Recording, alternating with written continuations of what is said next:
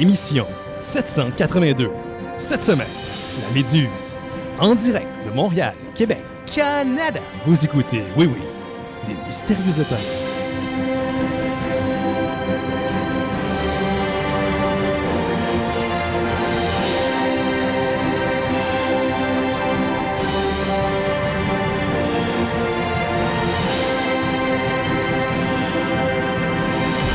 Bonjour à toutes et à tous, vous écoutez Les Mystérieux Étonnants, une émission en balado-diffusion consacrée au BD et à l'ensemble de la culture populaire. L'ensemble? L'ensemble. Benoît Mercier au micro et cette semaine, chanteur une équipe dont les membres vous rappellent que les années 90, ce n'était pas il y a 10 ans. Tout le temps l'impression que ça fait 10 ans, mais non, ça fait genre presque 30. Je vous les présente à l'instant. Le premier aurait jugé la bibliothèque d'Alexandrie. À ses pages couverture, Gauthier Langevin est avec nous. Salut Gauthier. Salut Benoît. Je sais pas, là, Mani, faut que je passe à autre chose. Il faut qu'on hang out parce qu'il faut que je te trouve des affaires d'autres à se moquer d'eux en début d'émission. Mais toutes les pages couverture étaient genre brun cuir. Ouais, ça devait être genre de la glaise puis d'autres shit. Là, ouais, c'est ça. Ils auraient toutes trouvé belles. Moi, probablement qu'à l'époque, t'aurais été grand-père à 13 ans. Oui, dans mon temps, c'était des roches. De deuxième, des boots en chainsaw. Jake Dion est avec nous. Salut, Jake. Ah, mais ça. Tu m'as beaucoup intrigué par ton manga de la semaine dernière. Ah, écoute, l'avez-vous écouté? L'avez-vous lu? Non, j'ai pas osé. J'ai regardé des stills sur Google, puis j'étais comme, what the fuck is this? Qu'est-ce que c'est cette affaire-là? C'est incroyable. Moi, ça m'obsède. J'ai réécouté des extraits tantôt, aujourd'hui. Ah ouais. Puis je me suis procuré les short stories de l'auteur qui viennent de sortir quand il avait 17 ans et 21 ans. Donc, avant qu'il devienne professionnel, il soumettait des short stories à Shonen Jump pour des concours et tout. Puis, ils ont publié ça. C'est pour te dire comment que l'auteur est rendu big. Ouais. Puis, je checkais ça, puis j'étais comme, j'aurais aimé ça être bon de même à 17 ans. Ben là. Ça avait pas de bon sens. C'est un kid, là, mais quand même, tu vois que la qualité de son storytelling, même de son dessin par moment, là, c'est vraiment impressionnant. Là. J'ai explosé de rire une fois. OK. Ben, j'ai jeté un œil à un moment donné. Mais c'est parce que, tu suis une série de mangas, puis à un moment donné, là, c'était rendu à 29, là, t'es plus capable. Là. J'ai une bourse aussi, là, j'ai pas illimité de fonds. Là. Oui, puis, contrairement à Spider-Man, où il y a juste 6 numéros. Oui, bon point, Jake. C'est beau. J'ai compris. Tu m'as eu là-dessus, Jake. Tu m'as eu là-dessus. La dernière, notre invitée cette semaine, elle est l'autrice de La Petite Révolution, Les Boomeries, Nausées matinales et autres petits bonheurs. Elle vient présenter son plus récent album, La Méduse, disponible chez l'édition Par. Notre ami Boom est là. Salut, Boom! Ouais. Yeah! Je pense que c'est la première fois que tu es là au micro, Boom. Ça se peut-tu? Oui, ben moi, je pense que oui, mais on en parlait tantôt, mais je pense pas que il y a comme 10 ans, là, à Choc, et on l'avait reçu pour La Petite Révolution, mais je suis pas sûr. Je pense qu'on a parlé de La Petite Révolution, mais je pense pas qu'on l'a reçu en studio pour La Petite Révolution. Okay. Donc, Boom fait partie de l'univers étendu des Mystérieux Étonnants. Tu sais, comme il y a des timelines de manga, là, tu sais, je pense que Dragon Ball en a 3. Boom en fait partie d'une, mais pour nous autres, pour les Mystérieux Étonnants. Ça me fait super plaisir de te recevoir. Je sais que tu as fait le palmarès des albums qui ont fait pleurer Laurent Boutin en 2022. Oui. Et c'est les albums qui ont fait pleurer Benoît Mercier en 2023. J'étais très ému pour ton album et j'ai très hâte d'en parler en dernière partie d'émission. Mais on va se réchauffer un petit peu avec les nouvelles. Mais juste avant, je vous rappelle que Laurent Boutin n'est pas avec nous cette semaine. Il me l'a pas dit sur le coup, mais il est rendu ou il s'en va. Il est en chemin pour Angoulême. Il est au Festival d'Angoulême de BD. Donc, vous voyez un équivalent, je dirais, canadien-québécois de Sasquatch qui a un accent québécois, c'est Laurent Boutin. Il est là-bas avec notre ami Julien Paris-Sorel. Et j'ai entendu dire qu'ils vont même enregistrer un épisode de leur podcast. C'est quoi le Raptor? Ils ont un accès exclusif à un musée où il y aura des fossiles de dinosaures et autres. Donc ça s'en vient sur leur plateforme à eux. Mais Laurent est là-bas, Laurent est à Angoulême.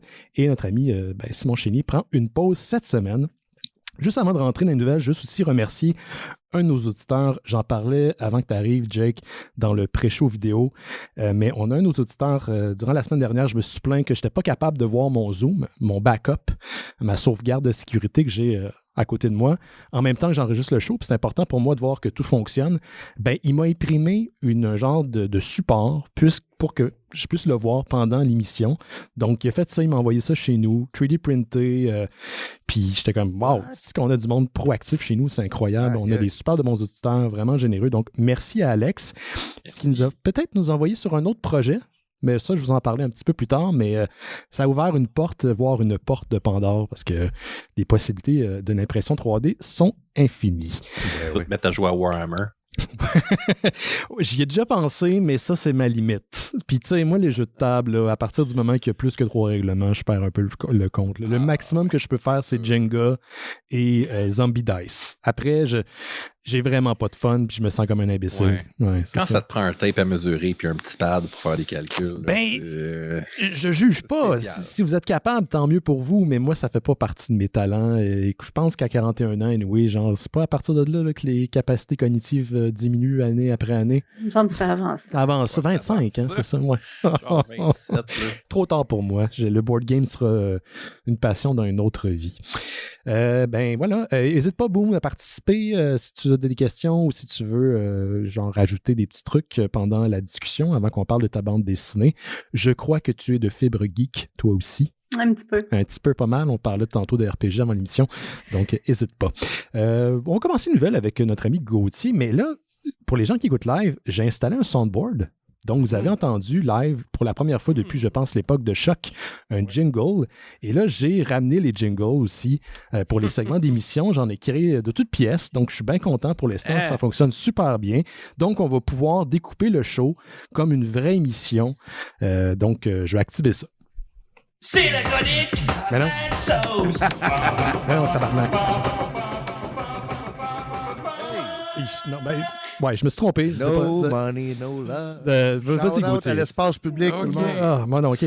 Désolé, c'est une belle technologie. Hein, fait que, OK, on fait des tests. Oui, c'est ça. On s'ajuste. J'ai finalement lu un des 2 livres que Louis-Carl Picard-Sioui a eu la gentillesse de nous envoyer. Donc, Louis-Carl est un auditeur, si je ne m'abuse. Exact. Mystérieux étonnant. Mm-hmm. Et je pense que c'était un peu avant les fêtes quand on avait parlé, Ben. Yes. On avait parlé de son projet théâtral. Oui, il est président d'un festival de littérature autochtone à Montréal, à Québec, puis il faisait une lecture, c'est ça. Puis on avait été très emballés par son imaginaire, par son univers. Puis c'est ça, il a eu la gentillesse de nous envoyer 2 de ses livres. Et puis, ben, tu sais, j'hésite toujours à lire des ouvrages de gens qu'on connaît, mais pas trop, tu sais, ou d'auditeurs, parce que, tu sais, je vous aime, puis je veux pas vous faire de peine. Mais en même temps, je pense que c'est quand même important de faire une critique honnête par respect pour tout le monde. Mm-hmm. Les auteurs et les autrices inclus, parce que, tu sais, c'est facile de dire « Ah oui, j'ai aimé ça », puis de pas faire de critique constructive. Donc, je pense que ça rend service à tout le monde. Là, Louis-Carl, je sais que tu nous écoutes, capote pas. J'ai vraiment aimé. C'était épeurant comme intro. Oui, là, j'étais comme il va le ramasser. Là, qu'est-ce qui se passe? Non. J'ai vraiment beaucoup aimé le recueil de nouvelles Les Chroniques de Kitchike, qui est un premier opus dans l'univers de Kitchike. J'aime beaucoup le concept de recueil de nouvelles qui prennent place dans un univers partagé. C'est un peu le projet que j'ai en ce moment en plus, là, donc ça m'a un peu rappelé ce que je faisais. Donc, c'est un recueil de nouvelles qui se passe toujours dans le même univers où on suit des personnages, différents personnages. Donc, c'est un assemblage d'histoires qui ont lieu dans le village fictif de Kitchike. Qui est une espèce de caricature là, de la fameuse réserve autochtone, là, entre guillemets, radiophonique. Là. Mm-hmm. On connaît bien ces endroits-là au Québec. Puis au fil des histoires, on se familiarise avec les différents habitants du village. Le chef, les bums de la place, les artistes de la place, le curé, l'ancien, les chamans. Tout le monde a un peu... a des secrets, tout le monde a ses univers un peu cachés, puis on les voit au fil du recueil de nouvelles partagées, c'est leur quotidien. Pour faire une comparaison peut-être un peu boiteuse, c'est comme l'univers du conteur Fred Pellerin. OK. Vous connaissez Fred Pellerin? Oui, bien sûr. Avec un petit peu, pas mal moins de bons sentiments, puis un peu plus de commentaires sociaux sur le colonialisme, puis la politicaillerie des réserves que moi j'ai vraiment apprécié personnellement, tu sais, pour avoir travaillé en politique, je le sais qu'est-ce que c'est, puis tu sais, les deals, les crosses un peu pas propres là, avec la petite politique là, tu sais, municipale, là, il y a beaucoup ça dans le livre, mais ce qui m'a le plus séduit, c'est la facilité avec laquelle le fantastique lie le tout. OK. C'est comme du réalisme magique dans le recueil qui vient parfois peindre des super belles métaphores sur l'anxiété, par exemple, quand il y a une fille qui, dans son appartement, essaie de quitter enfin la maison parce que elle, dans ses valeurs, le nomadisme est super important. Fait que, tu sais, elle prépare sa valise pour s'en aller, elle quitte son chum, genre sans le réveiller le matin, puis tout d'un coup, la laveuse, elle se met à fonctionner toute seule. Puis là, elle remarque que dans la toilette, il y a du linge qui était supposé être dans sa valise, tu sais, qui se met comme à peupler, genre, tout l'appartement. Elle essaie d'ouvrir les fenêtres, les fenêtres se referment, comme si la maison l'empêchait, genre, de sortir de chez elle, comme une espèce de frein à son nomadisme. J'ai trouvé ça vraiment super habile. Puis ça agit aussi comme le fantastique agit aussi comme un espèce d'incitatif à parler de la forme du récit.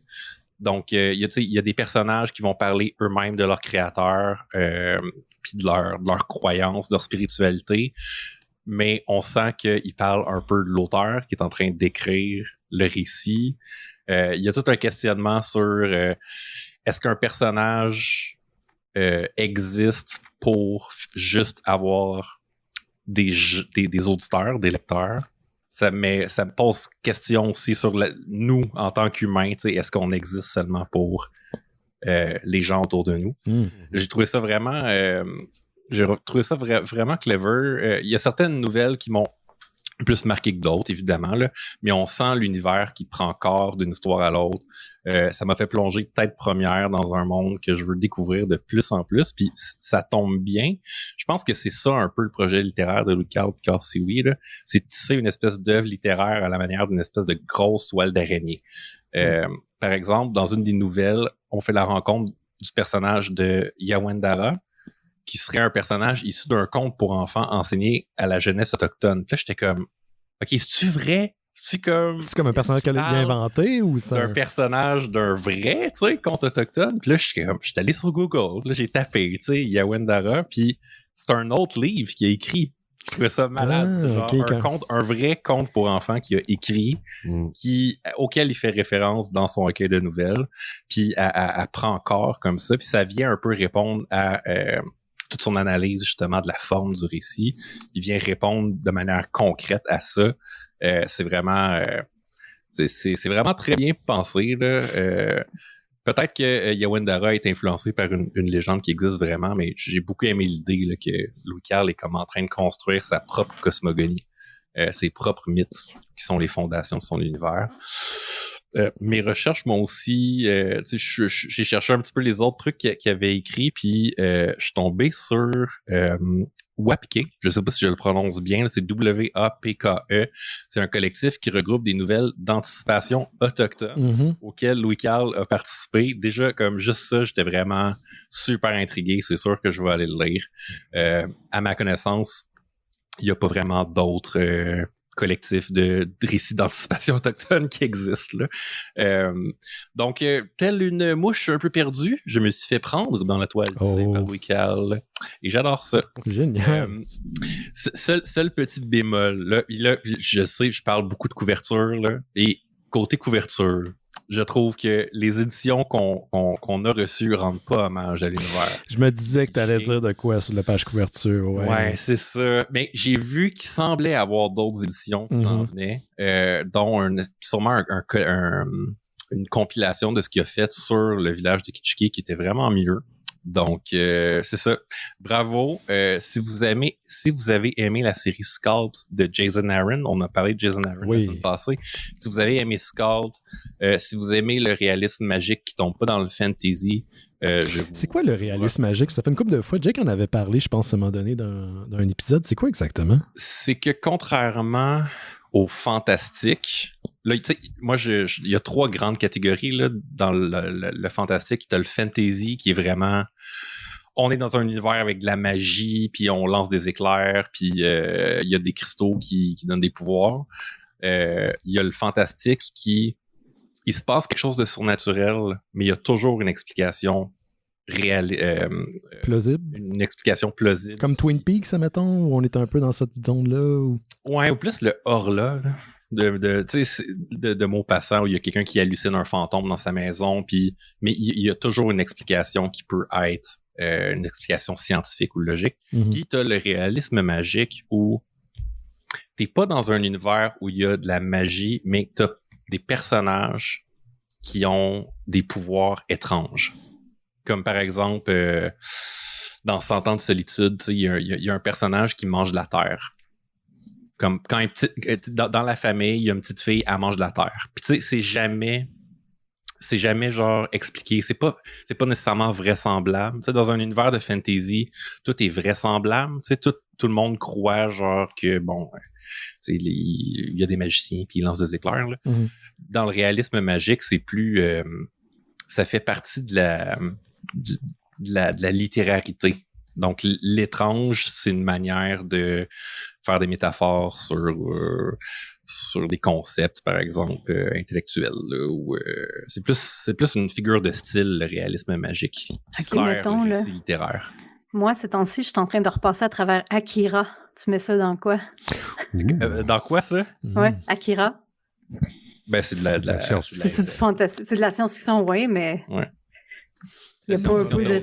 Le réalisme magique, c'est plus, comme Gauthier a dit, tu sais, même, on dirait que le mot magique, il est mal choisi quasiment. Okay. Là, il est surutilisé. C'est un style littéraire. Fait que, tu sais, pense à l'exemple que je dis tout le temps, mais c'est pas dans le sens du style, mais dans le sens de comment que le fantastique est traité. C'est comme, genre, mettons, Amélie Poulain. Ouais. Tu sais, c'est qu'il y a quelque chose de magique dans l'air, mais c'est pas des pouvoirs magiques, c'est pas rien de paranormal, mais il y a quelque chose de... qui j'ai juste le whimsy. Ouais, supranaturel. Ouais. Quand il arrive comme, mettons, une coïncidence, une série de coïncidences, puis on dirait que tout d'un coup, il y a quelque chose de magique là-dedans. C'est plus je vais teaser le monde. Il est arrivé du réalisme magique quand j'ai lu l'album de Boom, puis je vais garder ça pour la dernière partie de l'émission parce qu'il y a de quoi de spécial. La matrice a buggé. La matrice a vraiment buggé. Rappelle donc, s'il te plaît, Gauthier, le nom du livre à oui, certainement. C'est Chronique de Kitschke. Il y a un sous-titre, je pense que c'est la Grande Débarque. Et puis, il y a l'éveil de Kitschke après. Puis si jamais il y a un ordre que Louis Carle suggère pour entrer dans son univers, je pense que le premier, c'est justement le récit de Yawandara, qui est comme plus un récit pour enfants. Après ça, les chroniques de Kitschke, puis l'éveil de Kitschke. Donc, Miigwech, Louis Carle, tu m'as vraiment étonné, puis j'ai adoré ça. Excellent. Merci, Gauthier. T'es-tu prêt, Jake? Yes. T'es-tu prêt pour ton jingle? Ah oui. J'essaie de régler ça. Attends une minute. Ouais, attends. Non. Calice. C'est pas ça. Voyons. Je suis désolé. Attends une minute, là. C'est pas ça ton enfant qui chante. C'est ça la blague. Non, il n'y a pas de blague. OK, vas-y, là, Jake. Ah, tu veux pas starter un autre? Attends, j'en ai un. Je pense qu'il te ressemble plus, ça, là. Oh! C'était... Je chillais dans une ruelle avec une calotte à l'envers. Puis un gros cadran. Non, c'est pas ça. Ouais. On s'en reparlera tantôt. Non. Mais ouais, c'est ça, mais ça me dit de quoi? Oui, ça dit de quoi? Ouais. T'es sûr? Je sais pas. Ouais, c'est ça. Tu le repasses? Non. En tout cas, vas-y, Jake. J'ai écouté une série sur Netflix qui s'appelle Copenhagen Cowboy. Savez-vous c'est quoi? Non, ça a sûrement été cancellé après une saison. J'espère que non. Mais c'est la dernière série de Nicholas Winding Refn. Oh, il fait des séries maintenant. Oui, exact. Qui est le créateur de Drive. Mm-hmm. Ah oui, c'est ça, c'était Pornhub. Okay. Oui, il y a un auditeur qui te l'a stoulé. Ben, honnêtement, je savais pas qu'il y avait un jingle Pornhub. OK. Honnêtement, je ne savais pas. Bon. Je suis sûr que tu ne le savais pas. Mais oui, c'est ça. Moi, j'étais un énorme fan de Nicholas Winding Refn. J'ai pratiquement vu tous ses films.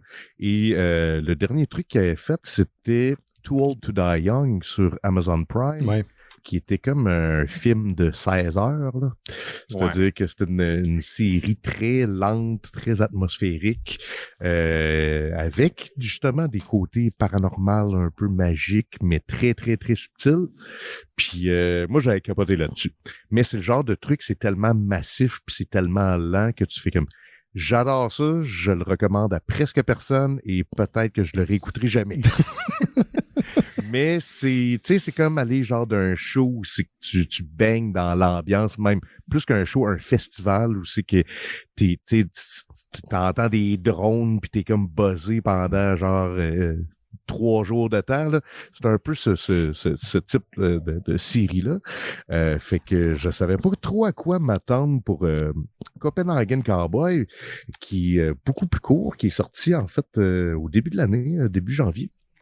Puis c'est 6 épisodes. Fait que là, j'étais comme, pas 6 super, épisodes d'une heure. C'est bien. Tout de suite, en partant, ça me parle plus.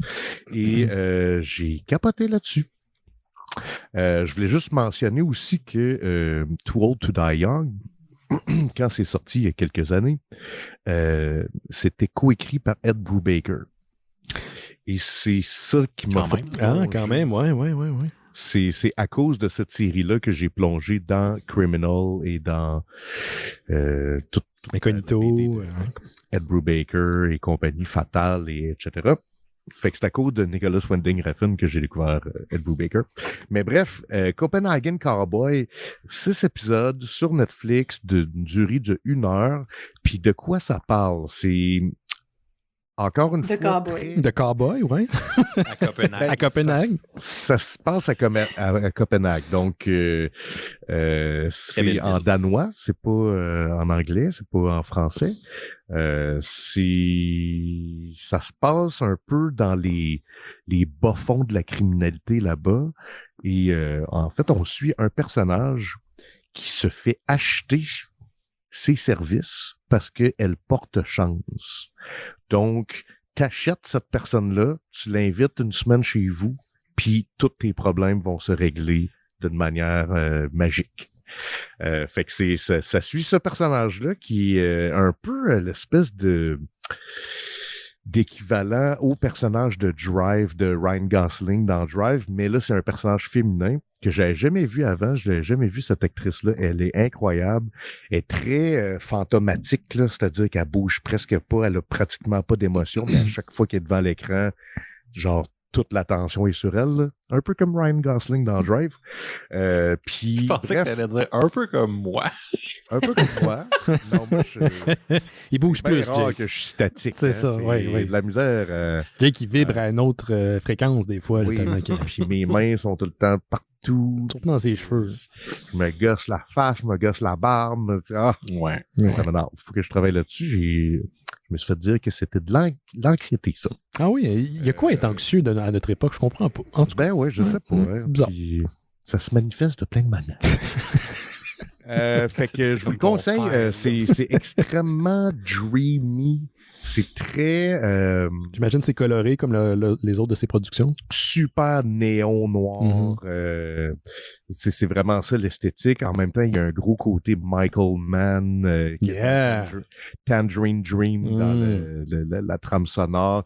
Et un autre côté aussi très Alejandro Jodorowsky, parce que Nicholas Winding Refn, c'est quelqu'un qui tripe sur pas le paranormal, mais c'est quoi le mot que je cherche? Sur le cosmique. Le cosmique. La magie.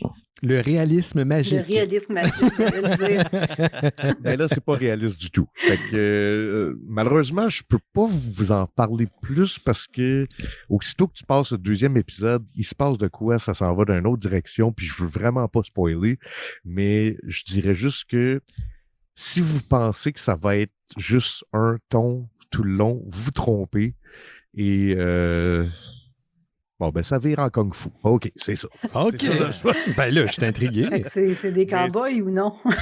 Ben, c'est ça. C'est le titre, je le cherche encore. Je pense que cowboy vient plus du côté man with no name, là. C'est-à-dire l'étrange qui arrive dans le village puis il deal avec la situation, puis on sent qu'après ça, il va s'en aller silencieusement. Comme le chien dans Vagabond.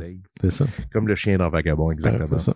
T'as-tu un jingle de Vagabond? Je peux aller le chercher la semaine prochaine, si tu veux, Jake. Oui, mais tu seras pas la semaine prochaine. Oui, je vais le mettre. Mais là, la date, elle marche pas super bien, mon soundboard. À part pour l'intro. Là, ça. Fait que si vous êtes abonné à Netflix, puis vous aimez les affaires un peu fucky, un peu expérimentales,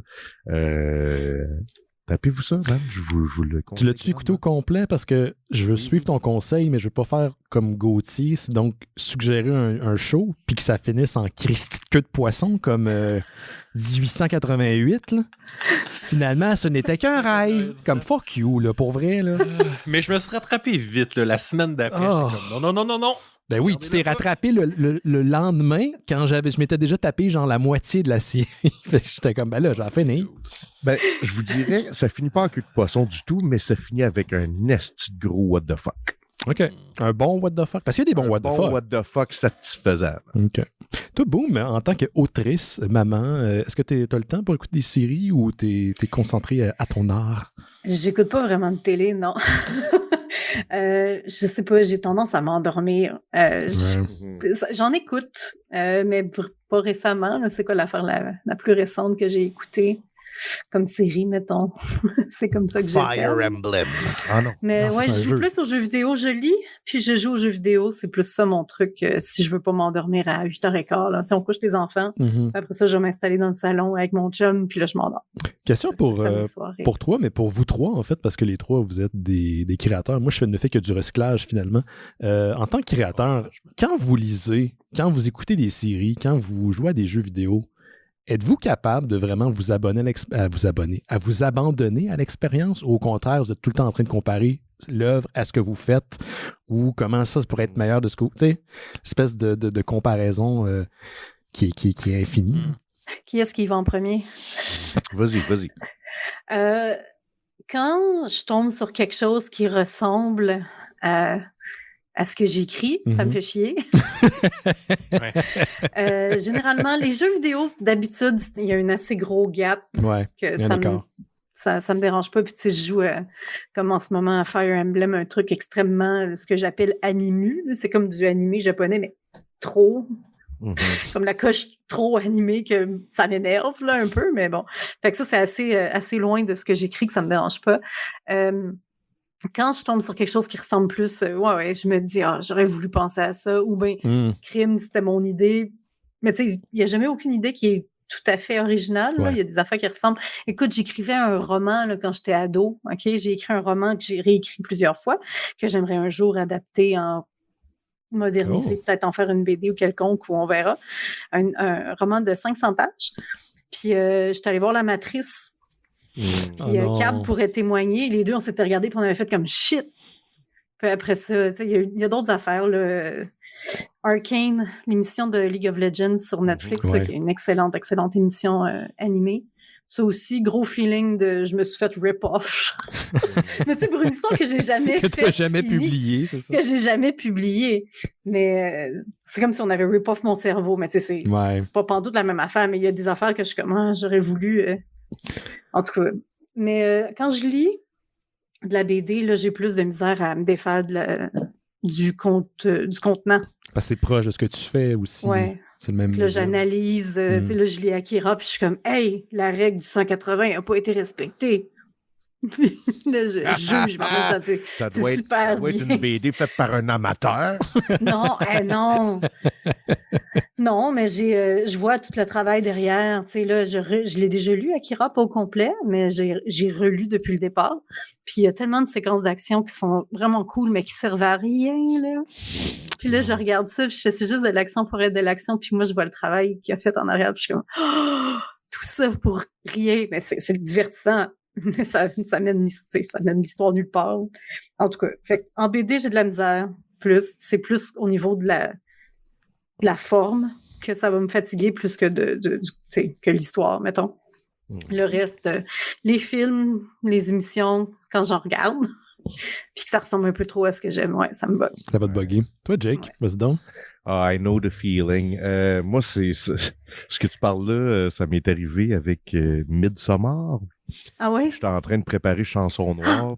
Oui. L'idée au départ, c'était un couple qui déménageait dans une commune, puis là, il découvrait que c'était une espèce de secte, mais il y avait des rituels genre un peu fucked up, mais c'était des couleurs super pastel et tout, puis c'était un couple sur le bord du break-up, puis tu sais, je vais voir Midsommar, puis direct au départ, j'étais comme... non. Puis j'ai tellement trippé sur le film, mais tu sais, c'est vrai qu'il y avait une partie de moi qui constamment était en train de travailler dans le fond, là. Ouais. Mais sinon, je suis quand même capable de m'abandonner. Puis je pourrais pas te dire pourquoi ou quand, tu sais, je pense que ça dépend tellement du setting, ça dépend de ton état d'esprit, de pourquoi tu veux décrocher, tu sais, mais je te dirais que Chainsaw Man, aller en maudit là-dedans, là. OK, je vais finir par le lire. OK. Toi, Gauthier? Moi, je suis vraiment capable de me mettre à off, sauf justement quand je lis de la science-fiction qui se rapproche de ce que je fais. Là. Ouais. Plus côté cyberpunk, mais j'ai jamais vraiment... c'est pas de la frustration là, ou de la peur de lire quelque chose qui ressemble trop à ce que je fais, mais je vois vraiment ça comme de la recherche. Je trouve ça vraiment ça le fun, en fait. Tu sais, comme n'importe quel roman de William Gibson qui, tu sais, une nouveauté qui sort, je vois vraiment ça comme de la recherche. Puis, tu sais, la première lecture va être une lecture plus de plaisir, la deuxième va être plus une lecture d'analyse. L'analyse, comment il a fait. Ouais, puis tu sais, c'est toujours aussi dans une espèce de quête de se faire un peu, de se valider soi-même, là, de dire, OK, tu sais, comme ce que je fais est pas si loin, tu sais, où ça pourrait éventuellement peut-être se rapprocher de, tu sais. Je pense que quand t'es pas... Tu sais, moi, j'ai fait de la bande dessinée, puis écrit... pour des structures éditoriales où soit je connaissais l'éditeur ou c'était moi-même l'éditeur. Ouais. Fait que, je suis encore à la recherche de cette espèce de validation là, de la part de quelqu'un à l'externe qui va dire OK, tu sais, ce que tu fais, c'est pas mauvais. Là. Spoiler, Gauthier, tu vas toujours être à la recherche de validation. Ça s'arrange pas. Maudit cerveau humain à marde. Fait que, tu sais, pour moi, de lire plus de manière analytique, par exemple, des textes qui se rapprochent de ce que je veux faire, c'est comme une manière d'aller comme confirmer que je suis pas totalement dans le champ non plus. OK. Et dans le masterclass de Alan Moore, il parle de quelque chose de super intéressant. Il dit, faites pas juste lire des bons livres. Lisez des mauvais livres aussi, parce que c'est là que ton cerveau s'active en disant... J'aurais pas fait ça. Exact, tu sais. Fait que t'es capable de faire comme... Ben là, ça, il aurait dû faire ça à la place, ça à faire. Puis tu sais, c'est là que finalement, des fois, c'est encore plus inspirant que de lire un chef-d'œuvre, tu sais. Excellent. Ben, oui, d'ailleurs, Gauthier, tu liras si tu as la chance, je te le prêterai au pire, le livre de Roger Quentin, qui est le gars qui a réalisé L'Assassin joué du trombone, il a co-scénarisé La Guerre des Tucs, c'est un de nos plus grands réalisateurs, mais il a fait un livre qui est sorti il y a peut-être 3 ans, juste avant la pandémie. Je pense que ça s'appelle Slasher ou Slash. Je l'ai ici, il me l'avait dédicacé. Ça se passe dans un futur un peu à la Blade Runner, un peu à la, justement, William Gibson, mais où, justement, comme dans ton univers à toi, il y a une migration massive d'Américains qui quittent les États-Unis et qui se retrouvent dans justement, des camps de pas des camps de concentration, mais des camps de fortune là, au Canada. Si tu es prêt à te plonger et voir les similitudes, c'est quand même une bonne lecture, j'avais bien apprécié. Moi, je reste dans le hollywoodien, messieurs, dames, parce que, genre, ça me fascine, cet univers-là.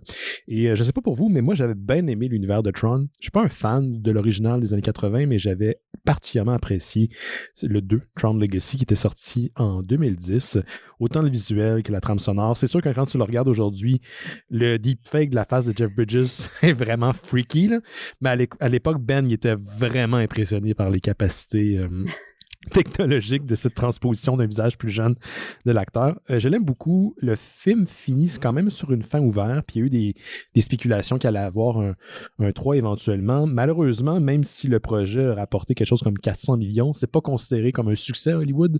Ça fait que le momentum a été perdu assez rapidement et le projet du réalisateur Joseph Kosinski, celui qui a réalisé Top Gun Maverick, a finalement été abandonné en 2015. Donc, il n'y aura pas sa suite à lui. Il n'y aura pas une suite de Tron de Kosinski.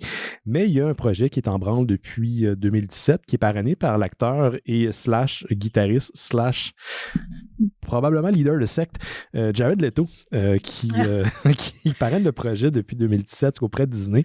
Et finalement, il a eu le feu vert. Il va incarner le rôle principal dans ce qui va être appelé Tron Ares. Donc, ça, c'est pas la suite de Kosinski, mais c'est bien quand même une suite des événements du deuxième film.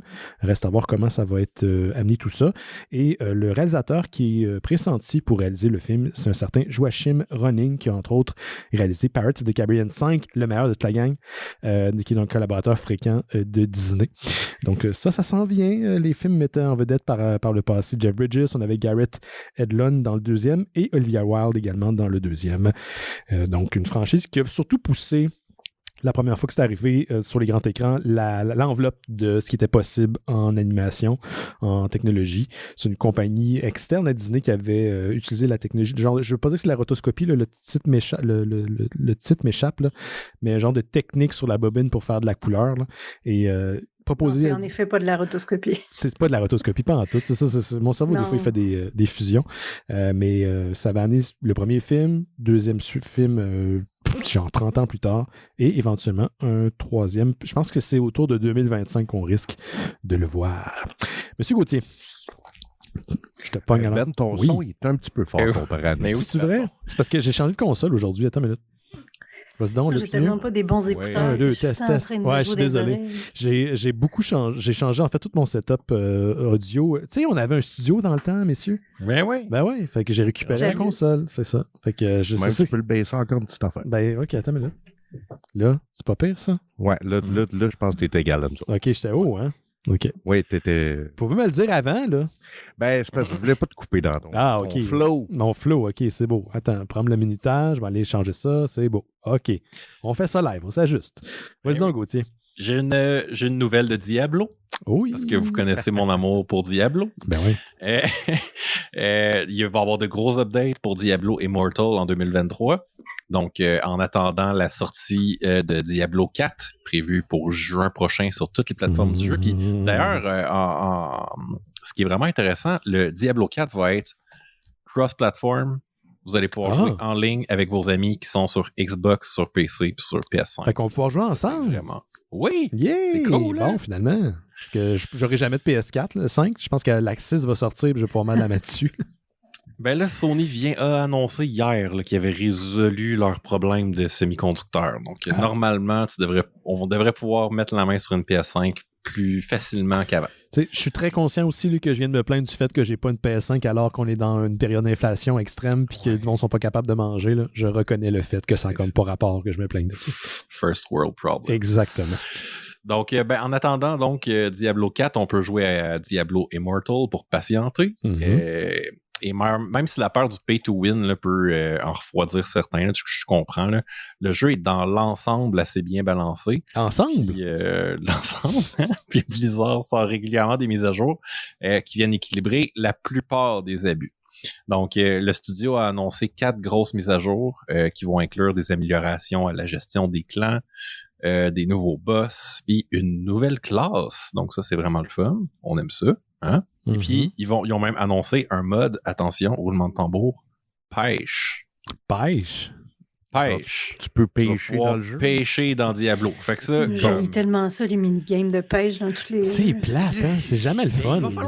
C'est plate, c'est jamais. C'est difficile la majorité du temps. Oui, c'est ça. Puis, tu sais, comme ça prend genre facilement juste 30 minutes catcher comment ça fonctionne. Puis, quand tu te rends compte comment ça marche, tu sais pas. Ben, c'est pas une épée. Ouais, ça. Une armure. Voyons. Puis, tu sais, moi, j'ai joué au minigame dans Link's Awakening de pêche, là. Puis, je devenais mauvais.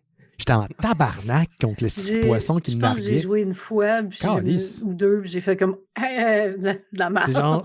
Puis tu sais, la logique du jeu vidéo, c'est plus que le poisson il est gros, plus qu'il est intelligent parce qu'il évite l'hameçon, tu sais. Ben non, tu me prends pour un imbécile. Je suis comme, ta gueule, man, t'es un poisson. Puis pourquoi il y en a dans tous les estis de jeux? Je sais pas. Des gros fans de pêche, genre dans le milieu du gaming? Ou... Il y a une cabale de designers de jeux qui tripent sa pêche, man. Elle est infiltrée dans toutes les grandes compagnies de jeux vidéo. Puis c'est eux autres qui poussent ça. Exactement. La cabale de la pêche. C'est ça.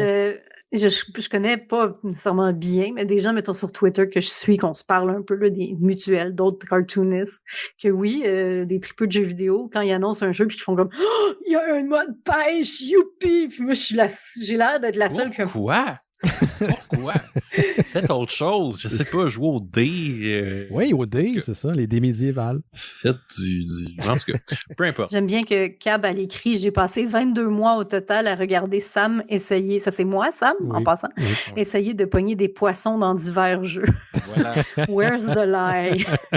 Donc, peu importe ce que le mode pêche nous réserve dans Diablo Immortal, le plus intéressant, je pense, c'est probablement la nouvelle classe qui va idéalement permettre de régler le problème du fucking Zen Shield. Fait que là, pour ceux qui connaissent pas Diablo Immortal, c'est que la classe du Monk a un pouvoir qui s'appelle Shield of Zen, que tout le monde appelle Zen Shield, puis ça annule à peu près tous les effets de zone que tu peux faire contre un joueur, puis tu peux buffer les gens de ton équipe qui sont proches de toi. Donc, pour le PVP, c'est vraiment...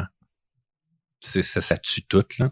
Donc, depuis quelques semaines, tous les joueurs qui payent qui sont en pay to win, là, qui payent vraiment des grosses sommes pour gagner, sont en train de changer leur classe pour celle du Monk. Ça commence à être un peu indécent. Donc, sans limiter les pouvoirs du Monk, l'arrivée de la nouvelle classe pourrait peut-être venir balancer avec des nouveaux pouvoirs. On se croise les doigts pour que Blizzard soit plus égalitaire avec les joueurs qu'avec ses employés qui veulent se syndiquer. Ouais. Merci. C'est bien, dans notre nouvelle, c'est bien la seule fois que les gens ont choisi le Monk pour jouer à Diablo. Oui, c'est ça. Crise de personnage innocent qui sert à rien. Ben là, il est fucking fort. Ah ben là, oui. Il y a des gens là, qui dépensent comme 100 000 $. Là. Ça me fait capoter. C'est comme les machines à sous, mais version... C'est insidieux. Mais c'est ça. C'est le merveilleux monde du pay to win. Mais tu peux avoir du fun pareil, même si tu payes pas, mettons. Oui, moi j'ai beaucoup de fun. Il faut vraiment que tu joues pas, avec un clan. Si tu payes pas, c'est ça la question. Ouais. C'est ça. Si tu payes pas. Mais c'est ça que j'ai dit. C'est ça. Si tu payes pas. Si tu payes pas, c'est ça que j'ai dit. J'ai impliqué que Gauthier dépensait 380 $ pour Diablo. C'est vrai? Non. Qu'est-ce que tu as dépensé pour Diablo? J'ai donné 40$, je pense. Parce que, tu sais, à un moment donné, tu sais, quand tu joues beaucoup, t'es comme, là, je vais quand même donner un peu. Qu'est-ce que tu as dépensé, mettons? Qu'est-ce que tu as acheté? Je viens de le dire.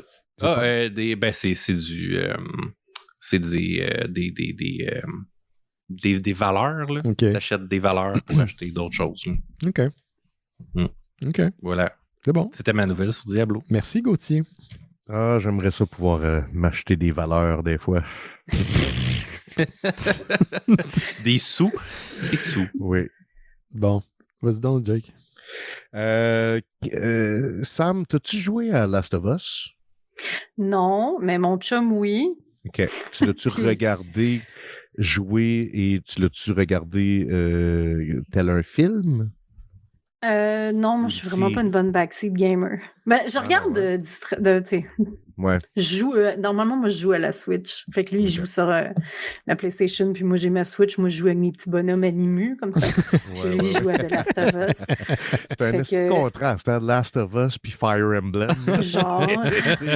Ouais! Yay! Puis, ben, d'habitude, je connais mieux les noms des personnages que lui. Lui, il avait pas de mémoire pour ça. Tu sais, il écoute Game of Thrones, puis moi, je me rappelle du nom des personnages, même si je l'ai pas vraiment écouté. Mais c'est ce genre d'affaire-là, ouais. Ben, il y a un lien dans tout ce qu'on vient de dire, parce que, ben, évidemment, je vais vous parler de la nouvelle série HBO de Last of Us. Ouais, il y a 2 épisodes qui sont sortis à date. J'ai écouté le 2e ce matin, vers 5 heures, parce que oui, je suis rendu fucké de même. Tu te lèves à 5 heures du matin ou tu te couches à 5 heures? Ouais, c'est ça. 4h30, c'est rendu weird, mon enfant. Je sais plus. Mais voyons, mais oui. Jake fait des siestes. Il fait plus de nuit. C'est ça. Ouais, c'est ça. Je me rappelle, c'était Rustin Cole dans True Detective qui disait I don't sleep, I just dream. J'étais un peu là. T'es comme le cycle de sommeil d'un chien. Tu sais, comme quand le monde se lève, t'es comme OK, I guess que c'est là qu'on se lève. T'sais. Ben oui, on peut dire ça.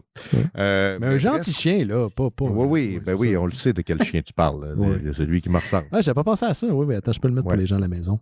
Tu l'as tout le temps? Je l'ai tout le temps. Ça fait 8 mois. Ça fait 8 mois que je l'ai, ce chien-là.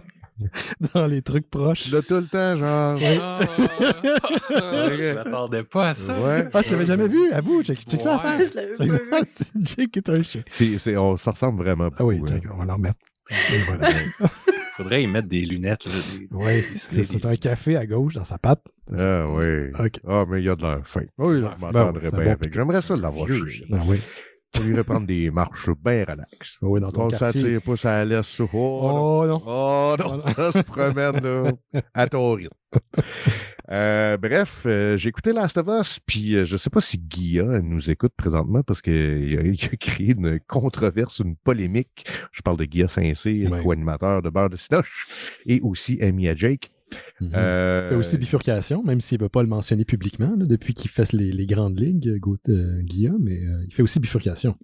Oui, mais en fait, la joke, c'est qu'il le mentionne genre à chaque épisode. Ah oui, il le mentionne maintenant, c'est pas parce que moi, j'écoute pas Beurre de Cinoche dans ta face, c'est Guy.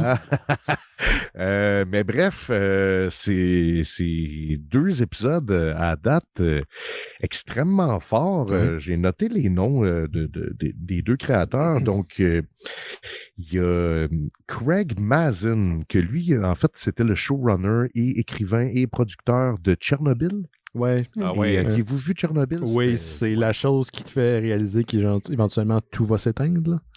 Exact. C'est bon. C'est bon, Chris. Puis, Neil Druckmann, qui était un des designers de Last of Us, si c'était pas le designer principal, en fait, je pense. Fait que c'est les 2 qui font ça ensemble, c'est quand même assez débile. Puis, man, je m'attendais à quelque chose de qualité, mais il y a un truc que je m'attendais pas, et c'est que ce soit aussi fidèle aux jeux vidéo. C'était pas la critique, justement, de Guilla. Il disait que c'était trop la fidèle. critique, lui c'était une critique négative. Moi, écoute, je suis encore 2 épisodes, là, tu sais, c'est tôt là, pour se faire une idée, là. Ouais. Mais c'est vrai que le premier épisode, hey man, il y a des shots, là, j'étais comme, OK, c'est frame par frame la même affaire, là. La composition de l'image, le timing, l'éclairage, genre, tu sais, comme, ils ont vraiment checké le jeu puis ils ont fait, c'est ça qu'on fait, genre, tu sais. C'est surprenant, c'est la première fois, en fait, que je pense que j'ai vu ça, une adaptation de jeu vidéo aussi fidèle que ça. Mais moi, honnêtement, je m'en plains pas parce que... Attends, Gauthier, il a dit quelque chose que tu as dit, Gauthier? Il y a eu Mario dans ton enfance. Oui, très fidèle au jeu. Ben oui. Le film avec Bob Hoskins. Oui, exactement. Ouais, c'est ça. Moi, je l'aimais. Moi aussi, on l'écoutait la semaine passée sur le Discord et on m'a appris que les 2 étaient passablement ivres tout au long de l'émission, du tournage, parce qu'ils étaient depressed d'être là. Fait que ils ont comme bandé dans leur alcool et dans leur obligations professionnelles. Mario et Luigi? Exactement, ouais. Wow. Ouais, comment il s'appelle l'autre? C'est Mario? Non, mais pas Mario. Le nom de l'acteur de Luigi. John Leguizamo. Exactement. Voilà, c'est ça. Mais c'est le film où on apprend le nom de famille de Mario. C'est Mario. Mario. Mario Luigi. Luigi Mario. Ouais. Luigi Mario Luigi et Mario. Mario. Puis, bref, je capote. Pour ceux qui ont jamais entendu parler de ça, c'est celui qui joue Joel, c'est Pedro Pascal. Oui. Et, Mando. Mandalorian. Et aussi le papa dans C'est nous les héros. Ah oui. j'ai pas vu ça. Il est également dans... Non, c'est un film, OK, pour enfants, qui est comme la suite de Shark Boy et Lava Girl. Oh my God. Wow. Mes filles ont été pluguées là-dessus pendant un bout. C'est mauvais, là. C'est des enfants super-héros, c'est d'une platitude. Là, exactement comme Shark Boy et Lava Girl. Mais Pedro Pascal, il joue un papa super-héros là-dedans. Mais l'histoire, c'est que les parents, ils se font capturer, puis c'est les enfants qui vont les sauver. Il joue aussi dans un épisode de Buffy, le premier épisode où Buffy va à l'université. Il se fait tuer par des vampires. Fin. OK. Ben, je m'en rappelle plus, mais je l'ai écouté, c'est sûr. Oui, c'est sûr que tu l'as écouté. Dans le temps que j'ai fait c'est le good Game of Thrones avec la lance. Puis, parlant de Game of Thrones, Bella Ramsey qui jouait Little Bear, qui était comme la petite fille de 8 ans qui avait le plus de commanding power ever. Ça n'avait pas de bon sens. C'est un personnage très marquant. Et elle joue Ellie. Fait que on part avec ça. On est juste 2 épisodes in. La réalisation est incroyable. La musique est magnifique. Mais c'est ça, c'est très, très, très, très fidèle au jeu. En même temps, c'est ça, c'est une mauvaise chose. Mais j'allais dire, si moi j'ai pas joué au jeu, je-tu aimais ça pareil ou c'est... Ben, je pense que oui, parce que en fait, ça nous fait remarquer que c'était ça le génie de Last of Us, beaucoup plus que le gameplay. OK. C'est plate de dire ça de même parce que c'est un grand jeu quand même, là, mais c'était vraiment dans sa réalisation, dans sa mise en scène, puis dans ses cinématiques que c'est là que ce jeu-là ressortait du lot. Parce que côté gameplay, c'était bien, mais il y avait des trucs un peu clunky des fois. Mais aussitôt que l'histoire respirait puis qu'on se faisait pogner un peu plus dans des moments cinématiques, c'était vraiment à couper le souffle. Puis c'était des dialogues puis des performances d'acteurs extrêmement incroyables. Là. Fait que j'écoute ça, puis parallèlement, j'écoute le podcast Last of Us, parce qu'HBO font ça à ce temps. Je trouve ça tellement cool, c'est qu'ils sortent un podcast en parallèle. Donc, l'épisode sort, puis l'épisode du podcast sort par la suite. Puis l'épisode, c'est justement avec les deux créateurs du show, et c'est animé par Troy Baker, qui était la voix de Joel. Dans Last of Us. Cool. Puis, puis il est vraiment bon. Puis les trois ont des super belles discussions ensemble. Puis, tu sais, un des trucs qu'il aborde dès le premier épisode, c'est comment on glorifie l'émotion de l'amour comme si ça allait régler tout, puis comme si l'amour, c'est parfait et tout. Puis, dans Last of Us, en fait, l'amomour est traité d'une manière... ça peut être épeurant, puis ça peut être néfaste aussi, l'amour, tu sais. Puis ça peut mener la destruction du monde, tu sais. Fait que c'est la première fois que j'entends parler de ces thèmes-là, de cet angle-là, puis je trouve ça fascinant. Fait que j'ai bien hâte de continuer, puis à suivre. À suivre. Une fois que la série va être finie, j'aimerais ça vous faire mon grand topo là-dessus. Un grand dossier. Qu'est-ce que tu voulais dire, ça? Un grand dossier Last of Us. Je voulais dire, c'est pas vrai que c'est-à-dire, oui, ça a l'air c'est fidèle au jeu, mais il y a plein de gens qui ont dit, c'est pas fidèle, Joel, il est pas mort une fois encore. Ouais, c'est ça. Ça me fait bien amusé. C'est excellent comme gag, là. Ils ont dit, la petite fille, elle ressemble pas au personnage dans le jeu, puis qu'il l'a modé dans le jeu juste pour faire, garde, c'est réglé. Là. Ouais. Il y a aussi eu des commentaires comme quoi Joel était moins athlétique. Sauf que, OK, mais il y a genre 50 quelques années de Give Him a Break. Puis ils ont aussi changé la source du mal, dans le fond. Les zombies, avant, c'était des spores. C'était pas une affaire... Le champignon, c'est ça. Là, maintenant, c'est des espèces de... c'est les deux, c'est la même chose. C'est juste comment que c'est transmis, c'est différent. Puis ils l'ont adressé dans l'épisode 2. Puis il y avait un truc de logistique, c'est que dans le jeu... ça peut s'attraper dans l'air, fait que les personnages portent tout le temps un masque à gaz. Puis, tu sais, c'est con, mais en TV, ça casse un beat. Ça marche bien, c'est ça. Ouais. C'est ça, c'est là, on arrête la scène, on met nos masques, on fait toute la scène avec des hosties de masques à gaz en face. C'est ça, tu sais. Puis le acting, pas mal difficile. Le acting, puis aussi que, je pense, j'avais lu aussi que, comme on sort d'une pandémie de virus dans l'air, puis tout ça. Là, je pense qu'ils ont essayé de... Ça veut dire que dans l'univers de Last of Us, jeu vidéo, le bonhomme carnaval, il est à l'abri d'être transformé. Hein. Ouais.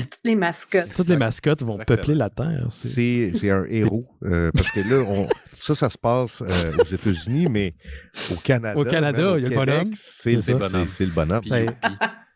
Bonhomme et youpi. C'est ça. Ouais, c'est pas les héros qu'on devrait avoir, mais c'est ceux qu'on mérite. Bonhomme et youpi, esti. Que ça. OK. Merci, Jake. Petite nouvelle de Netflix. Je sais pas si vous avez vu passer la petite nouvelle. Reed Hastings, c'est le cofondateur de la compagnie Netflix, qui a commencé quand même comme une entreprise de distribution de DVD là, par la poste, annoncé vendredi dernier, et après 25 ans avec la compagnie, qu'il quittait ses fonctions en tant que directeur général et qu'il allait être remplacé, pas par une, mais deux personnes. Ça se fait de plus en plus d'avoir une co-direction. Je trouve que c'est pas mauvais d'ailleurs. Donc, des gens qui étaient déjà dans l'entreprise, un certain Ted Sarandos et Greg Peters deviennent co-directeurs général. Ted Sarandos était déjà d'ailleurs depuis 2020 co-directeur et Greg Peters est anciennement chef des opérations. Il a quitté le cher Hastings la journée que Netflix a annoncé qu'ils avaient environ 223 millions d'abonnés à travers le monde. C'est quand même bien. Alors aussi que la compagnie se lance dans le développement de jeux mobiles. Vous le saviez, hein? On peut jouer à des jeux sur Netflix. Oui. D'ailleurs, le jeu de Teenage Mutant Ninja Turtle qui a été développé par Tribute Games ici à Montréal est maintenant disponible sur la plateforme Netflix. Ben voyons, toi. Ouais, c'est disponible ou ça le sera bientôt. Yannick Belzile, j'ai vu sur son Facebook qui avait d'ailleurs travaillé sur le jeu, il l'a annoncé. Netflix, d'ailleurs, va lancer cette année ou prochainement des forfaits incluant de la publicité. Donc, ça va coûter moins cher, mais vous allez avoir de la publicité en même temps. Et il va aussi avoir les fameuses restrictions du partage des comptes qui mettent des gens bien maudits. C'est des mesures, justement, que Reed Hastings avait disons, résisté pendant longtemps. Il a décidé de les mettre en place, alors que pour la première fois de son histoire, il y a eu une baisse d'abonnés au printemps dernier chez Netflix. Reed Hastings reste comme président exécutif. Je ne sais pas ce que ça veut dire. J'ai l'impression que c'est un genre de titre pour le CA, là. Genre l'espèce de plateforme qui te garde tout un peu le pied dans le bain pour dire ce que tu veux que ça soit sans avoir aucune responsabilité. Les CA. Donc, mon petit côté éditorial. Donc, c'est ça par rapport à Netflix. C'est pas une grosse affaire, mais ça brasse beaucoup. Je sais d'autres affaires que je peux pas dire par rapport à Netflix. Oh! Je sais une source. Quelqu'un m'a dit quelque chose. Hein? Ça en vient. Ouais. On va voir ça cette année. Ben voyons. Ouais. OK. On va voir ça. Tout ce que je peux dire. Attends, une série faite par Midjourney. Ça s'en vient, ouais, là, dire, quand il disait le boss de Netflix se fait remplacer, là, je m'attendais à ce que tu dises par une intelligence artificielle. Par un bot. Ben, c'est pas mal ça, tu sais. Ce qui fait qu'un show réussit ou réussit pas, c'est en partie aussi avec la réaction en ligne. C'est pas juste les downloads, là. C'est le trafic que ça génère outre la plateforme. Ça se pourrait. Il y a beaucoup de ça, en fait. Tu sais, ça a ses bons côtés puis ça a ses mauvais côtés, là. Ça fait surtout aussi qu'on prend pas de risque au niveau de l'art. Puis, tu sais, je parle de l'art, le milieu culturel, là. Ouais, des produits culturels. L'art qui ramène de l'argent, là. Tu sais, la télévision, le cinéma. Tu sais, oui, je suis fan de Marvel, mais je veux pas qu'il y ait que des Marvel au grand écran. Mais si on ne se fierait qu'aux métriques en ce moment, ben, c'est eux autres qui ont la cote, mais je veux pas que ça soit juste ça. Tu sais, l'AI, tu sais, bon, j'ai ouvert une porte, là, mais l'AI, ça a des bons côtés, mais ça fait aussi des mauvais côtés, c'est que ça devient aussi un billet de justification pour plein d'affaires. Mais l'AI est fondée sur des billets, puis ces billets-là, ben, c'est nous autres qui les ont codés dedans. Les AI peuvent avoir des préjugés. J'en ai parlé, je pense, il y a 2 semaines. Les Afro-Américains, à un moment donné, ne se faisaient pas reconnaître par des AI de reconnaissance faciale parce que ceux qu'ils avaient développés, ben, c'était principalement des Blancs. Puis il y a toutes sortes de biais comme ça. C'est pas infaillible, des AI. T'sais. Alors, moi, c'est un peu ce cynisme-là dans lequel j'entre. Là. Je pense que l'AI en art est là pour rester, mais comment tout ça converge à une espèce de... Je sais pas. Tout va être. Je pense que de plus en plus des gens comme Jake, comme Boom, comme du monde qui font dans l'indépendant, on parlait de Wicard Louis tantôt. Je pense que c'est important qu'ils soient de plus en plus. Parce que ça va être eux autres, ceux qui vont offrir une alternative. Faites donc ça, faites donc vos BD. Continuez à faire vos BD. C'est ça que je suis en train de dire. OK. Promis. Écoutez-moi, là. J'accepte, Benoît. D'accord. Oui.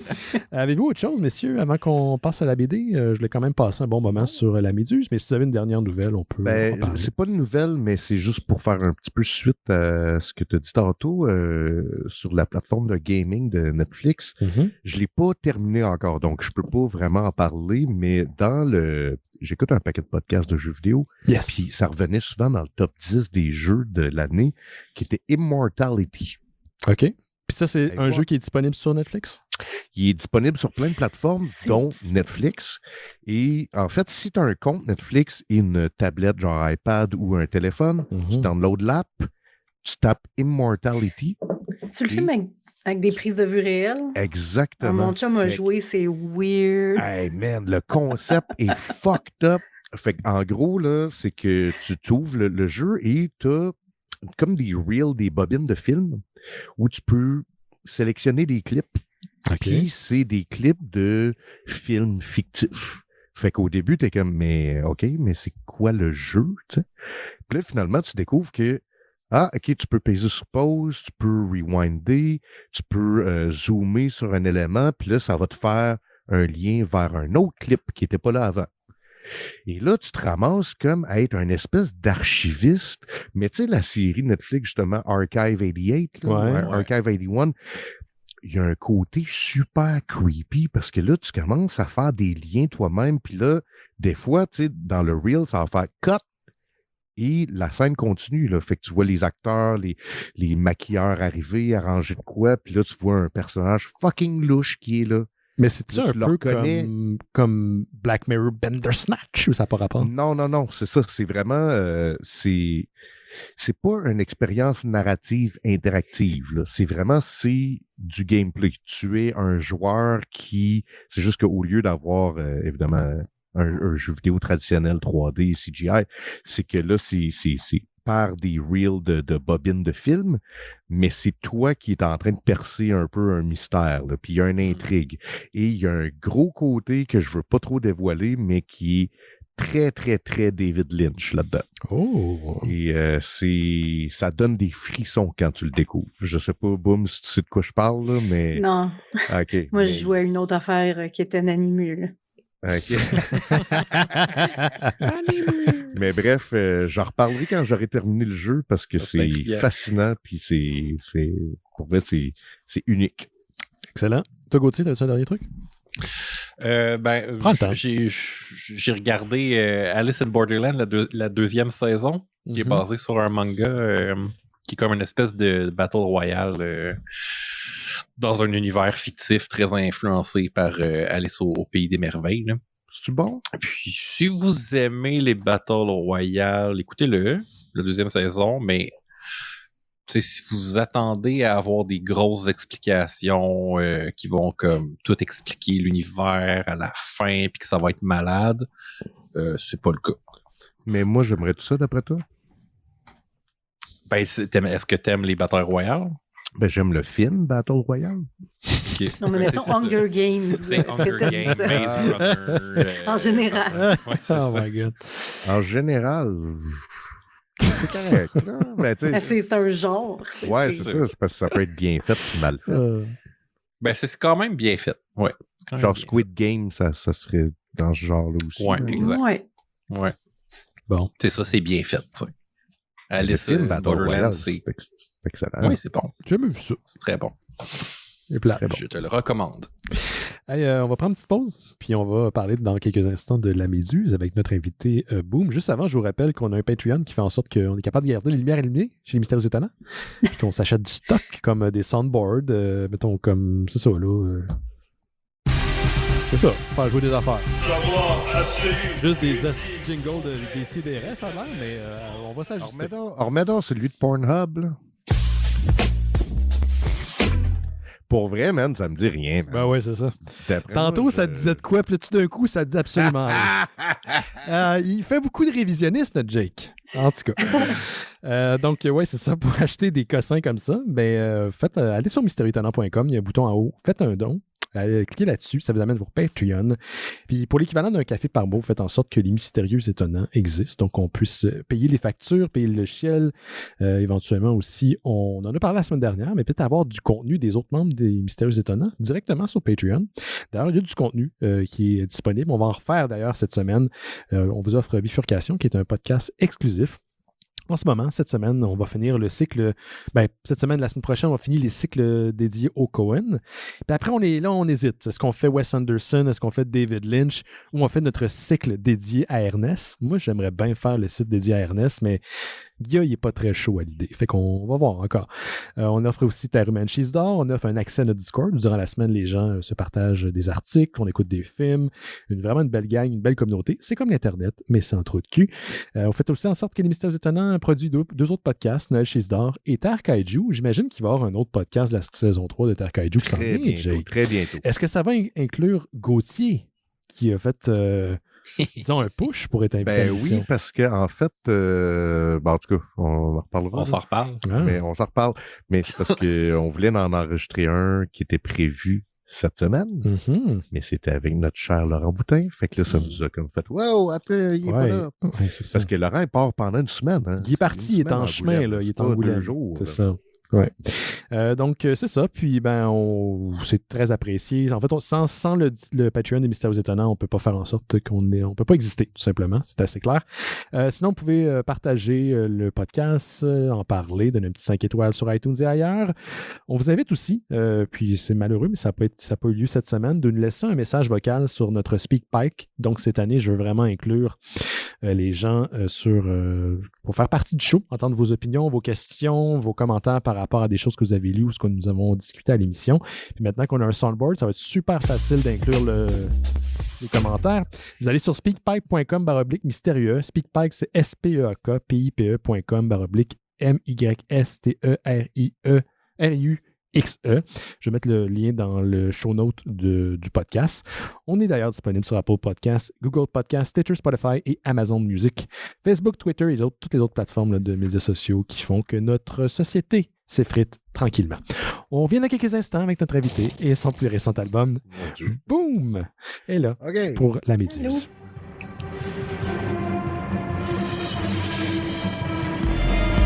Tabarnak! T'es l'invité à décider. Ben oui.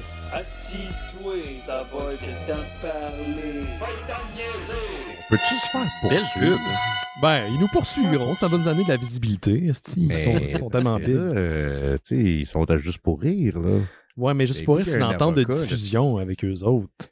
Non, mais d'un coup, leur avocat, il est comme, Ouais, un avocat, tu sais, Ces jingles-là, proactif, là. Ouais, c'est ça. on les shit. paye. Oh fuck. Surtout que je les ai ripés, tu sais. Je les ai pas achetés. Contribuer au Patreon. Ben oui, puis ils reviennent demain, là. Ils reviennent demain, le mardi, là, 19h. Payer notre avocat. C'est ça. J'ai testé, là. Il va falloir qu'on fasse les nôtres. Hey, vous écoutez les Mystérieux Étonnants et non les Décidérés. On va parler maintenant du sujet de la semaine. Et cette semaine, non seulement on parle d'une bande dessinée, mais on a l'autrice de la bande dessinée avec nous. Boom! Pour La Méduse, disponible chez l'édition Pau. Là, c'est le bout où je suis tout le temps bien stressé de résumer la bande dessinée parce que je veux y rendre honneur. Puis en plus, ben, j'ai sa créatrice en face de moi. Donc, rapidement, sans m'enfarger dans les mots, on y suit les périples de Odette, qui est une jeune femme montréalaise qui travaille dans une petite librairie et qui, au début de la bande dessinée, a déjà un problème de vision, un trou, une tache dans sa vision qu'elle surnomme une méduse. C'est représenté d'ailleurs comme une méduse tout au long de la bande dessinée. Rapidement, d'autres méduses se joignent à la première. Et c'est un peu ça descente aux enfers. En même temps, elle essaie de composer avec ça, avec un nouvel amour dans sa vie et justement l'amour de ses amis. Et c'est une bande dessinée extrêmement authentique, extrêmement touchante.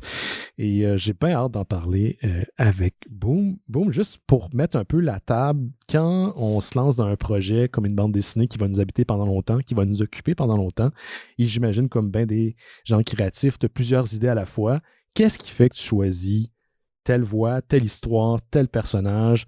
Qu'est-ce qui fait en sorte que tu as envie de te consacrer à cette œuvre-là en particulier, et dans ce cas-ci, La Méduse? Je pense que ça dépend des projets. Il n'y a pas de façon, de bonne façon. Ça arrive comme d'une façon ou d'une autre. La Méduse, pour tout dire, La Méduse, j'ai écrit ça parce que moi, j'ai des problèmes de vision. J'ai des maladies oculaires depuis 15, 16, je ne sais pas exactement quand est-ce que ça a commencé. Ça commence à faire longtemps. Mais initialement, quand j'ai fini l'université, j'avais écrit un pitch pour un concours à l'ONF qui s'appelait Cinéaste recherché. Puis c'était pour un court-métrage de, je pense, 5 minutes qui s'appelait La Méduse. Puis c'était un personnage, c'était pas Odette, c'était pas le même personnage que dans mon livre, mais c'était un personnage qui avait une méduse autour de lui. Puis bon, c'était très court, fait que c'était juste un récit sur l'acceptation. Le genre, ça fait partie de ma vie maintenant, une espèce de commentaire sur une maladie chronique, finalement. J'ai été finaliste au concours, mais je n'ai pas gagné. Fait que j'ai mis ça dans un tiroir. Puis là, en 2019, j'avais fini Nausées matinales et autres petits bonheurs chez La Pastèque. Puis... en fait, non, je ne l'avais pas fini. J'étais en train de travailler dessus, je pense, parce que c'est tout le temps, je ne sais pas vous autres, là, les gars, mais moi, quand je travaille sur un projet, généralement, j'ai hâte au prochain. Je pense au prochain. Ouais. Parce que le processus de création, c'est super trippant. Puis après ça, la production, c'est pas que c'est pas trippant, mais à un moment donné, t'es fatigué, c'est de la job. Puis, dépendamment du livre, des fois, c'est long. Donc, tu as hâte de recommencer le processus de création pour le prochain. Fait que j'ai écrit une ébauche de scénario en 2019, puis j'ai commencé à dessiner Odette. En fait, j'ai vu quelqu'un à Otakuton je pense, en 2019, qui avait c'était une fille, elle avait une coupe champignon, puis elle avait des grandes lunettes. Comme Odette, puis, c'est ça. Puis elle était tellement cool, elle était habillée, là, elle avait un style absolument fabuleux, fantastique, que je l'ai mis dans ma BD. Je la salue. Merci, madame. Merci, madame. J'y ai pas mis de lunettes, mais je me suis dit que en tout cas, c'est cette personne qui a inspiré le design. Puis des fois, tu dessines un personnage, puis tu le sais que c'est le bon. Tu sais, je fais que je l'ai dessiné, je fais OK, merci. C'est elle. Puis bon, après ça, j'ai mijoté ça pendant un bout. J'ai essayé de le plugger aux États-Unis aussi. J'ai essayé, il y a eu un bout où je me disais, il faudrait que je me pogne un agent littéraire. Pour percer aux États-Unis, c'est difficile si tu n'as pas d'agent littéraire. Ça existe ici, mais pas vraiment. En même temps, on n'a pas ça. On n'a pas vraiment ça, mais aux États-Unis, c'est quasiment... Quelqu'un qui est chargé, d'aller proposer tes œuvres à des maisons d'édition? C'est que tu soumets pas directement à un éditeur aux États-Unis, ton agent le fait. Donc, les agents agissent comme des espèces d'intermédiaires qui vont recevoir des candidatures, qui vont les accepter ou non, puis qui vont te représenter pour le restant de ta carrière, souvent. Ils agissent aussi un peu comme des éditeurs. Ils t'aident à arranger ton histoire. T'sais, 2 têtes valent mieux qu'une, mais bon, ils se prennent une cote. Donc, ils vont comme à la chasse pour toi, comme les Nazgûl, finalement. Oui. Les Nazgûl de l'édition. C'est pareil. C'est pareil. Exactement. Mais l'affaire, c'est qu'aux États-Unis, si tu veux publier, tu n'as pas vraiment le choix. C'est-à-dire que tu as le choix, là, mais c'est vraiment plus difficile. Il y a énormément de maisons d'édition que tu t'en vas dans, mettons, submissions pour leur envoyer un manuscrit, puis ils sont juste comme, on n'accepte pas de soumission sans agent.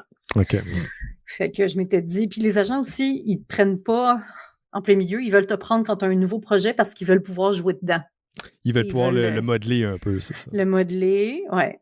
Fait que j'en ai profité avec la Méduse, mais la Méduse, au départ, je voulais pitcher ça aux éditions Pawpaw. Fait que c'était déjà... J'avais déjà ma ligne éditoriale.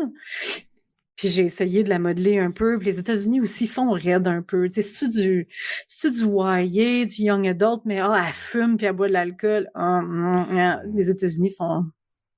Des fois, sont un peu puritains. Il y a une sensibilité dans la BD que je trouve, puis je sais pas si vous allez comprendre ce que je veux dire, là, fait que les gars, n'hésitez pas à embarquer, mais très montréalais dans la façon que la ville est présentée. On s'entend, ça se passe à Montréal, l'hiver est mis de l'avant, mais l'espèce de spontanéité de s'appeler puis dire « Hey, on va-tu faire un pique-nique, on va chercher des saucissons », il y a cette dimension, je sais pas comment vous dire, mais il y a cette dimension-là qui existe à Montréal, un genre de bon vivant, on se retrouve dans un quartier, les quartiers font partie, les quartiers vont même venir colorer notre humeur, des fois tu passes d'un quartier à l'autre puis ça t'affecte. Je trouve que dans la bande dessinée, il y a ce sentiment-là qui est, en tout cas pour moi, qui a été transposé dans ma lecture. Est-ce que c'est quelque chose est-ce que la ville t'habitait alors que tu faisais la Méduse?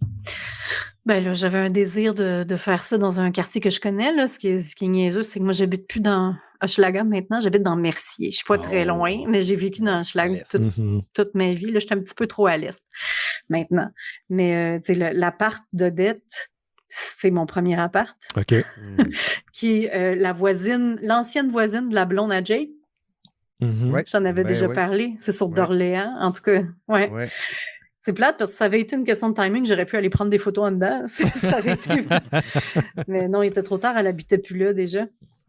Mais en parlant de Montréal, justement, je me suis rendu compte en pitchant à des agents littéraires puis en me faisant refuser. Je me suis fait refuser beaucoup de fois. Puis c'est toujours très long, les délais aussi. Merci pour ta réponse. On va te revenir d'ici 3 mois. Donc là, est-ce que tu le pitches à 8 autres personnes ou t'attends? Qu'est-ce que tu fais, c'est ça, oui. Ça dépend. Il y en a qui trouvent que c'est mal vu. Tu peux pitcher à plusieurs personnes, puis s'il y en a un qui te revient avec une réponse positive, tu es supposé écrire aux autres pour dire si je vous intéresse, c'est maintenant. C'est super protocolaire, tu as des délais, des emails. Puis... Bref, j'ai pas vraiment trippé sur mon expérience, puis je me suis fait refuser de toute façon. Puis je me suis rendu compte que, en lisant aussi beaucoup de BD pendant ce temps-là, que on fait de la BD vraiment québécois. Ouais. On ressemble pas. On ne fait pas la même affaire qu'aux États-Unis, puis on ne fait pas la même affaire qu'en Europe. On est vraiment une espèce de melting pot de plein d'affaires. C'est comme si on était notre propre nation. Comme si. Fait que finalement, j'ai abandonné l'idée, puis en 2021, donc j'ai fini le scénario en fin 2019.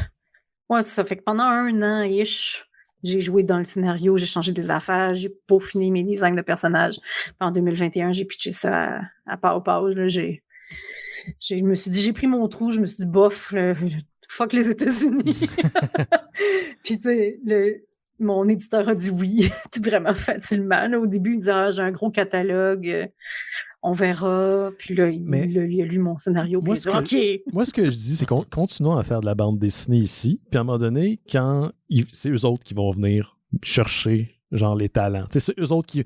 Can we please have some Québec, je ne sais quoi. Ils vont venir chercher ça. Ça arrive de plus en plus, là, je te dirais. Là, je pense que c'est peut-être même une question de temps, boum, avant que, par l'intermédiaire de PowPow, peut-être que tu vas avoir une offre d'un éditeur aux États-Unis. Souvent, c'est comme ça que ça fonctionne ici. Là, nous autres, on a vendu U-Town, d'Esprit du Camp, sur Wokid, de cette manière-là, en publiant ici au Québec en premier, puis là, après ça, les éditeurs américains remarquent que c'est populaire, puis là, quand les éditeurs américains remarquent que c'est populaire, ben là, t'as des éditeurs français qui sont comme « Ah ouais, les États-Unis, ils embarquent, fait que nous autres aussi, on embarque. » c'est ça. C'est vraiment une espèce de chemin de croix là, qui est pas facile, mais je pense que j'aurais confiance à ta place là, peut-être que le chemin vers les États-Unis n'est pas totalement fermé, là. Ben là, j'ai décidé de ne plus m'y attarder moi, personnellement. Je me suis dit, tant pis, j'en ai pas besoin. Je pense que je peux très bien me contenter d'être au Québec puis de faire de la BD au Québec, ça me va. Là. Mais tu sais, mon livre sort en France en mars. Pas où ils sont distribués en France. Génial. Ouais. Comment tu fais pour essayer de camper ça dans du quotidien, dans le chemin de croix d'Odette, sans que ça devienne anecdotique ou complètement depressed, style Yoshi style? Ça, tu me le diras, parce que moi, quand je travaillais dessus, je disais crime que c'est juste anecdotique. Mais non, moi, je trouve pas, au contraire. Mais non, mais quand t'as le nez dedans, c'est difficile, t'as pas de recul. Puis, tu sais, j'ai fait ça pendant 3 ans on and off, 1 an et demi, certainement à temps plein. Je faisais juste ça. Puis oui, j'avais vraiment l'impression que c'était, c'est une anecdote, jour 2, tu sais, d'une semaine après. Puis je me disais, c'est-tu intéressant? Ben oui. Puis, tant mieux. Ben oui. Mais ça, je me rendais plus compte à un moment donné.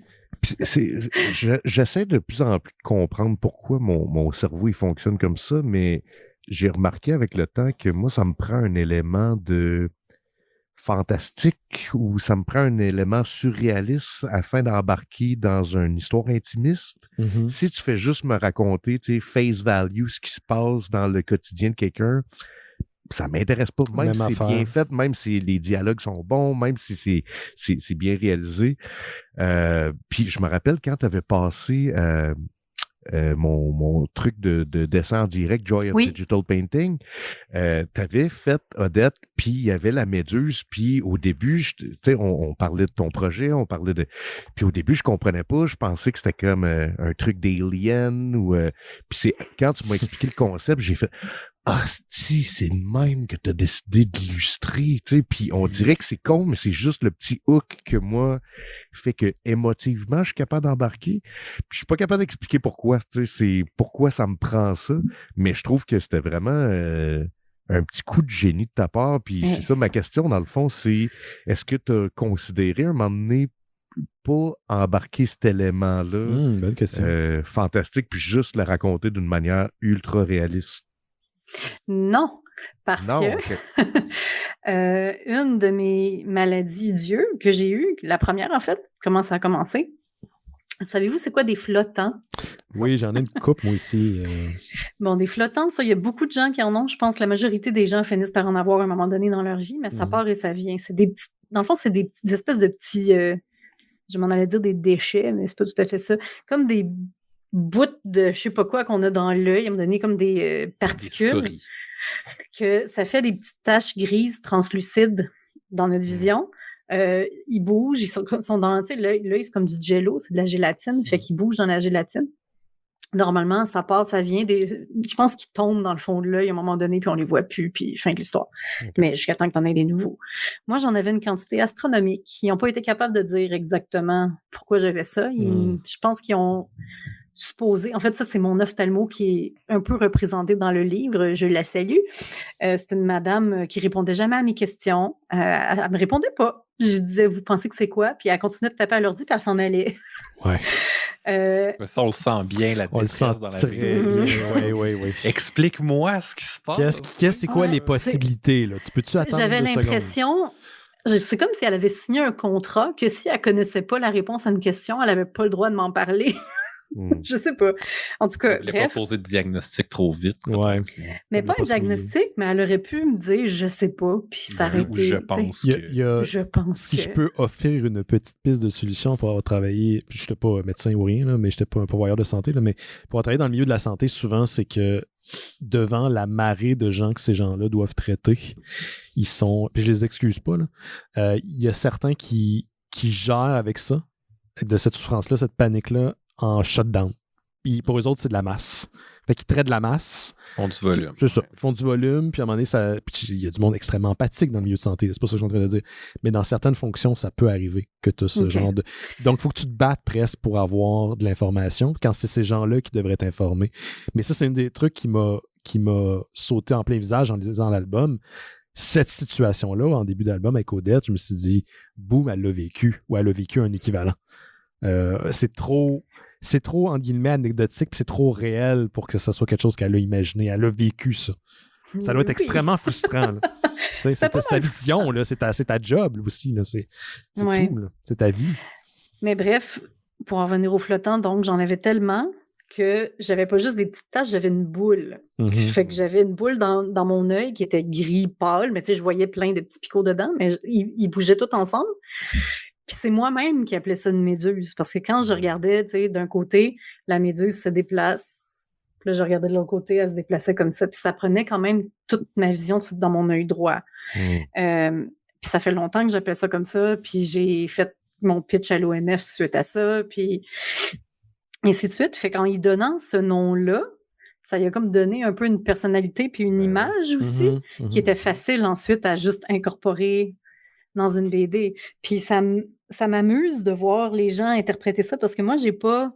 La méduse, là, elle représente, oui, la perte de vision, mais dans ma tête à moi, elle avait carrément une méduse dans l'œil.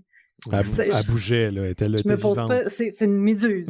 Mais là, j'ai vu quelqu'un qui a dit « Alors, Odette a un glaucome. » Puis c'est représenté par une méduse. Fait que, tu sais, toutes les versions sont bonnes, toutes les théories sont bonnes. Moi, je ne m'étais pas cassé la tête, elle avait une méduse. Tu sais, on remarque que...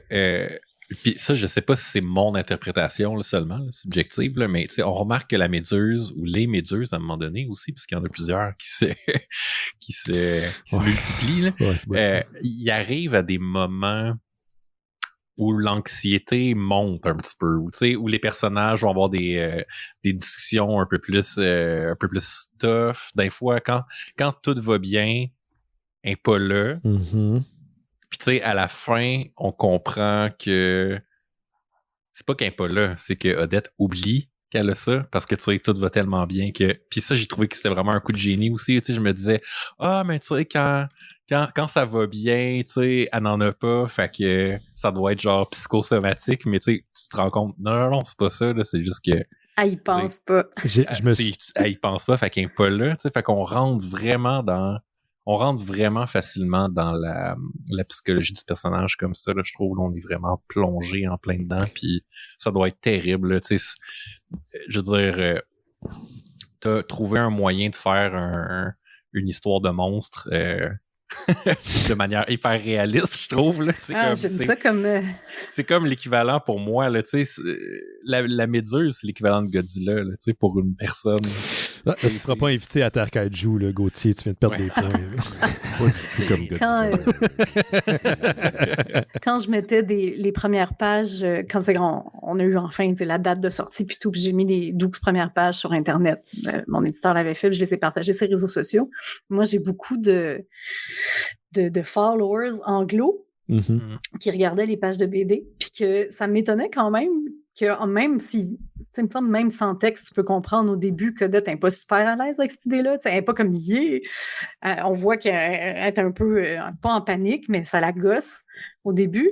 Puis il y avait 2 ou 3 personnes qui m'avaient dit la méduse, en anglais, la méduse est tellement mignonne, j'espère que ça représente rien de négatif, elle est tellement cute.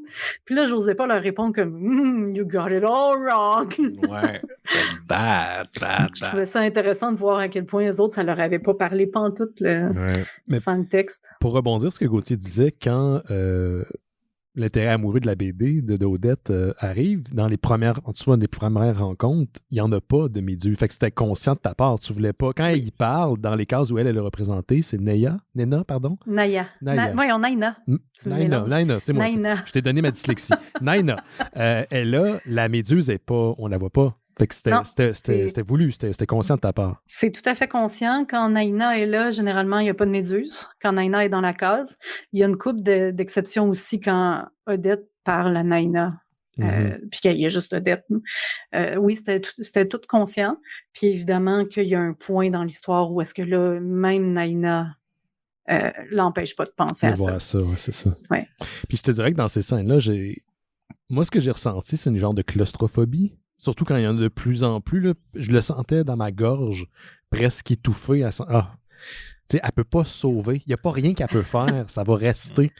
Puis à la limite, on sait dans ton cas, tu as des problèmes de vision, donc l'association pour nous est facile à faire, mais pour le lecteur ou la lectrice moyenne qui n'est peut-être pas au courant, je trouve que la méduse est presque une métaphore pour un autre problème de santé. Ça peut être n'importe quoi. Ça pourrait être un problème de santé mentale ou autre. Il y a vraiment une belle image là-dedans. Merci, je n'avais pas pensé à ça comme ça parce que j'avais le nez dedans et que je racontais un peu mon histoire. Pour ceux qui ne le savent pas, je suis aveugle d'un œil maintenant, mon œil droit avec la méduse. Je ne vois plus la méduse, ça c'est le bon côté, je ne la vois plus parce que je ne vois plus rien. Oh my God. C'est pour ça aussi que je cache mon œil parce que des fois, là, je louche. Ah, c'est pour ça la couette. Ben là, mes cheveux de manque de Il y a juste toi qui est capable de transformer ça en style cool. Oui, c'est ça, on les voit Je suis dans ma passe IMO. Non, mais là, mon œil, comme il voit plus... tes autoportraits, j'étais comme... Elle a réussi à transformer ça en brand. Elle a de la cool à cette heure. Ben là, j'essaye d'en tirer quelque chose de positif. Puis c'est de ça que ça parle, la BD, en fait. Ouais. Oui. C'est sur l'acceptation, puis c'est sur... Tu peux te taper sa tête en focusant sur le problème, mais ça me fait penser à une fameuse fois où je dormais dans une chambre d'hôtel avec Gauthier. Et moi, je fais de l'apnée du sommeil, puis c'était avant que j'aille ma machine pour respirer, ma CPAP. Puis je ronflais d'une manière impossible, tellement fort. Et Gauthier... finalement, juste accepté un moment donné. Il a arrêté d'être dans le déni. Il a accepté, il est devenu zen. J'ai eu toutes les étapes les étapes du deuil, là. Oui. Comme, le refus, la négociation, la colère, il a essayé de me lancer des affaires. C'était-tu la fois qu'il était couché à terre sur un matelas puis il portait des boxeurs de léopard? C'est ça, une fois j'étais là. Non. Il y avait une petite couverte de léopard, mais c'était pas ça, c'était pas ce soir. C'était pas de cette soirée-là. Okay. Mais moi, c'est ça, je veux parler de ton processus d'écriture un peu. Est-ce que tu as découpé la BD en l'écrivant? Est-ce que tu t'es tapé un script comme si tu écrivais pour quelqu'un d'autre?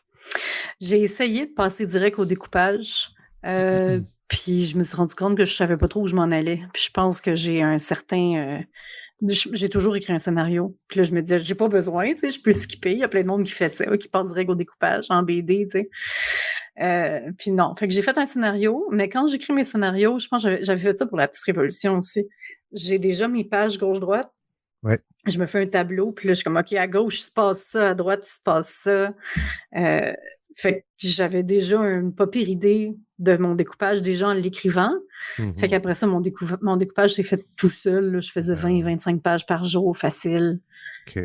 En découpage super moche. Là. C'est pas, tous les découpages ne sont pas égaux selon la personne, mais moi, ils sont laids. Là. C'est des découpages rapides, bonhomme allumette, comme ils disent. Ouais. Puis en parlant... vas-y, Jake. Fait que t'as pas, comme écrit de la prose, là. T'as pas écrit comme si... Non. T'écrivais pour quelqu'un d'autre, nécessairement. Ben là, j'ai écrit un scénario un peu comme un scénario de télé, là. OK. Au resto. Odette et Léon sont assis. Léon 2 points. Dialogue, si j'en ai. Je me donnais de la liberté, je ne marquais pas nécessairement les cases. Des fois, je le faisais quand j'avais des idées déjà préfaites en l'écrivant, ça devient. Fait que j'écrivais les cases si j'en avais. Sinon, je me donnais le droit de changer d'idée. Là. Tu changes d'idée jusqu'à l'ancrage, finalement. Ouais, c'est vrai. Puis, mais en parlant de... Excuse-moi, j'arrête pas de te Vas-y, Gauthier. J'avais plein de questions. Oui. Ben, c'est parce qu'en parlant de découpage, j'ai trouvé le rythme qui était incroyable.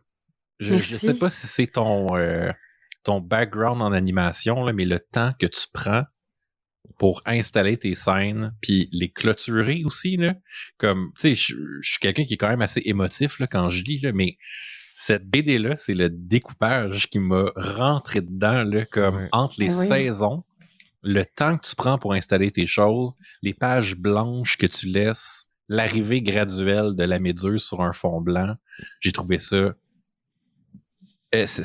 à la fois terrifiant puis genre renversant, là, comme... Mon Dieu, mais merci. Puis tu sais, est-ce que ton éditeur, à un moment donné, t'a dit « Hey, mais là, tu prends ben trop de pages à rien dessiner dessus. » Parce que tu prends vraiment, tu sais, que t'es comme « Non, c'est important. » Tu sais, puis on le sent que tu t'es dit « Non, c'est fucking important. » Tu sais, si genre, je mets 8 pages noires, ça va être 8 pages noires. Tu sais, puis c'est vraiment important pour le rythme. Il m'a rien dit. Il a pas été... C'est-à-dire, il a beaucoup analysé mon découpage. Il m'a fait ajouter une page ou deux à un moment donné. Il m'avait dit cette scène-là manque de bonheur. Je pense qu'il fallait que je mette la scène de bonheur là, pour... c'est après le bar. Là, ceux qui le savent, après le bar, Odette et Naina, ils s'en vont chez Odette. Puis là, il y a en fait, j'ai pas ajouté une page. J'ai dit, je pense que je peux ajouter juste une case puis encapsuler tout ce que tu veux dans une case. Mais il m'a pas fait changer grand-chose. Puis il m'a pas mal laissé faire. Puis non, le nombre de pages, moi, j'étais prête. Là, j'ai dit, ça va être 200. Tu sais, j'avais déjà mon... Exact. Là, ouais. Exact, ça va être tant de pages. Puis oui, OK, il y a beaucoup de pages où est-ce qu'il n'y a pas de dessin dessus. Puis il m'a rien dit. Mais ça me touche beaucoup que t'aimes mon découpage parce que des fois, j'ai l'impression que je fais n'importe quoi.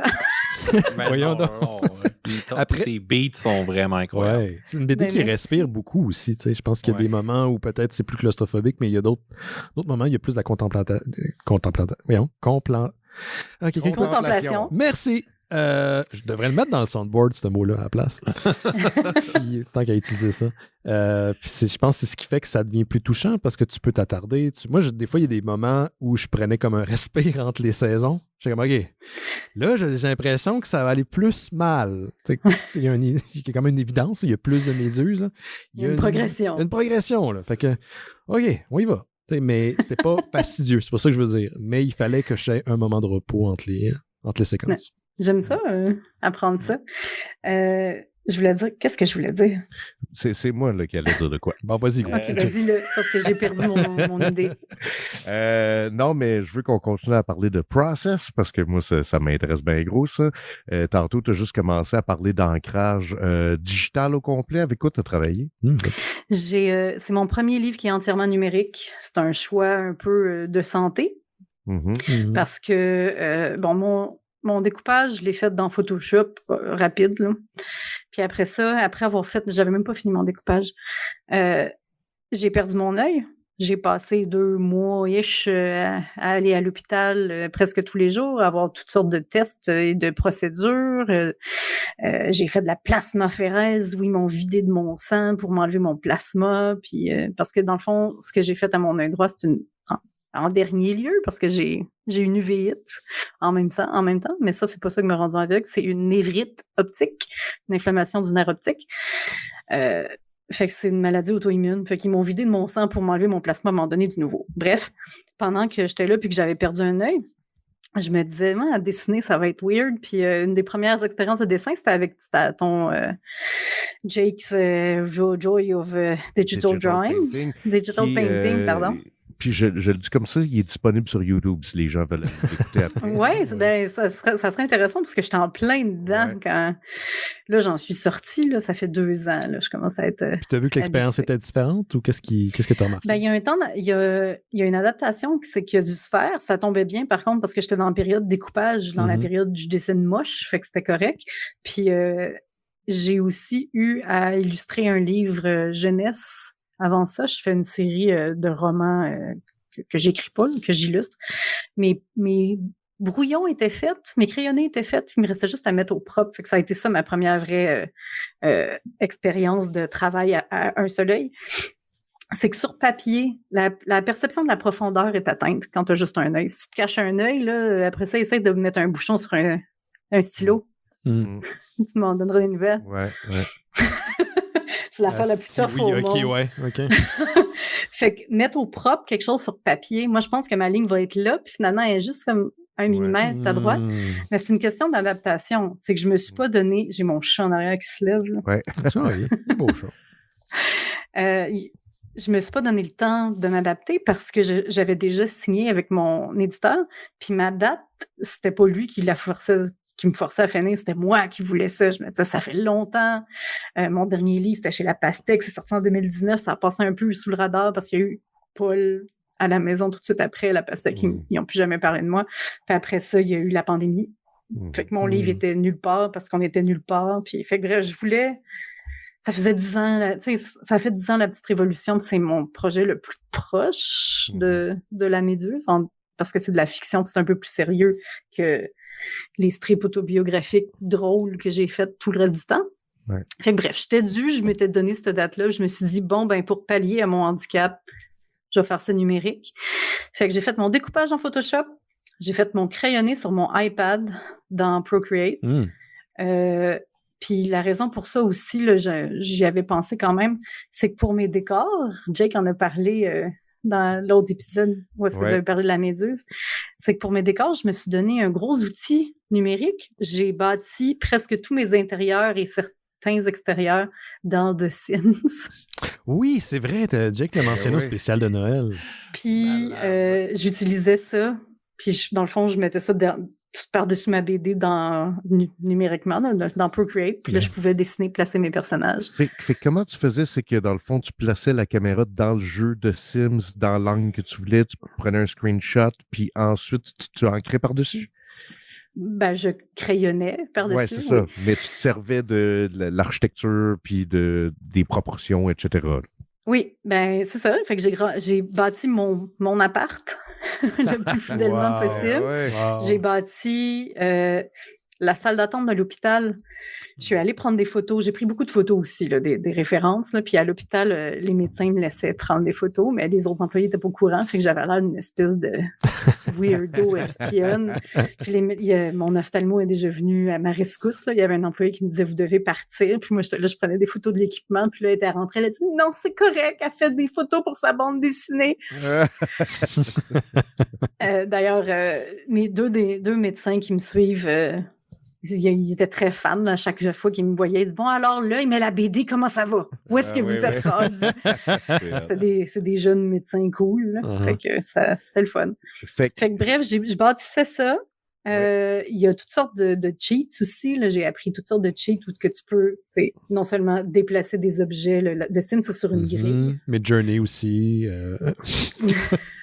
Tu déplaces les objets en dehors de la grille, tu les agrandis, t'es rapetisses. Puis là, je me suis bâti un beau portfolio de locations. Fait que j'ai pris des screenshots. Après, tu places ta caméra où tu veux. Il y a toutes sortes de trucs. J'avais mon découpage d'un bord, puis là, j'allais dans The Sims, je le plaçais à peu près à la bonne place. Puis là, je mettais ça dans mon fichier, dans ma page. Oui. Puis, c'est très hot. Puis l'ancrage se faisait dans Procreate aussi? Non, ça non. Okay. Je l'ai fait dans Clip Studio à l'ordi. Parce que là, c'était dans ce logiciel-là que j'étais le plus à l'aise. J'avais mon setup qui marchait. Mais après ça, j'avais pas prévu ça, mais je le remettais dans Procreate pour les gris. Ouais. J'ai acheté des brushes aquarelles dans Procreate qui m'ont bien trop fait triper. Puis c'était pas supposé être ça pendant toute ma BD. Je voulais faire des screen tones un peu comme dans U-Town, mais avec Cab, on est parti là-dessus. Mais ça marchait pas. C'était trop... je pense visuellement, ça dérangeait trop. Puis comme c'est une affaire sur le visuel aussi, je pouvais pas non plus mettre de couleurs. J'aurais pas pu faire un livre couleur avec ça. Ça aurait été vraiment difficile à lire, je pense. Mais juste une petite question pour éclaircir pour les gens à la maison. Tu disais que tu avais tout le temps eu ça fait longtemps que tu as des problèmes de vision. Est-ce que l'expérience que tu as vécue en même temps que tu faisais ta BD est venue l'informer? Est-ce que ça a changé des choses dans la bande dessinée? On n'en a pas parlé, oui. Ça n'a pas changé le gros de l'histoire. J'avais la même trajectoire. J'avais pris une décision. C'est pas mon histoire. C'est inspiré d'eux, mais c'est pas mon histoire. Je voulais me prendre quelques libertés. Mais quand j'ai passé 2 mois à l'hôpital après avoir perdu un œil, ça m'a j'ai changé plein d'affaires. Puis là, les médecins m'en parlaient. En plus, ils disaient, qu'est-ce que vous faites dans la vie? Je fais de la bande dessinée. D'ailleurs, j'ai écrit un livre en ce moment sur la perte de vision. Là, ils me regardaient. Je disais, oui, c'est de la recherche.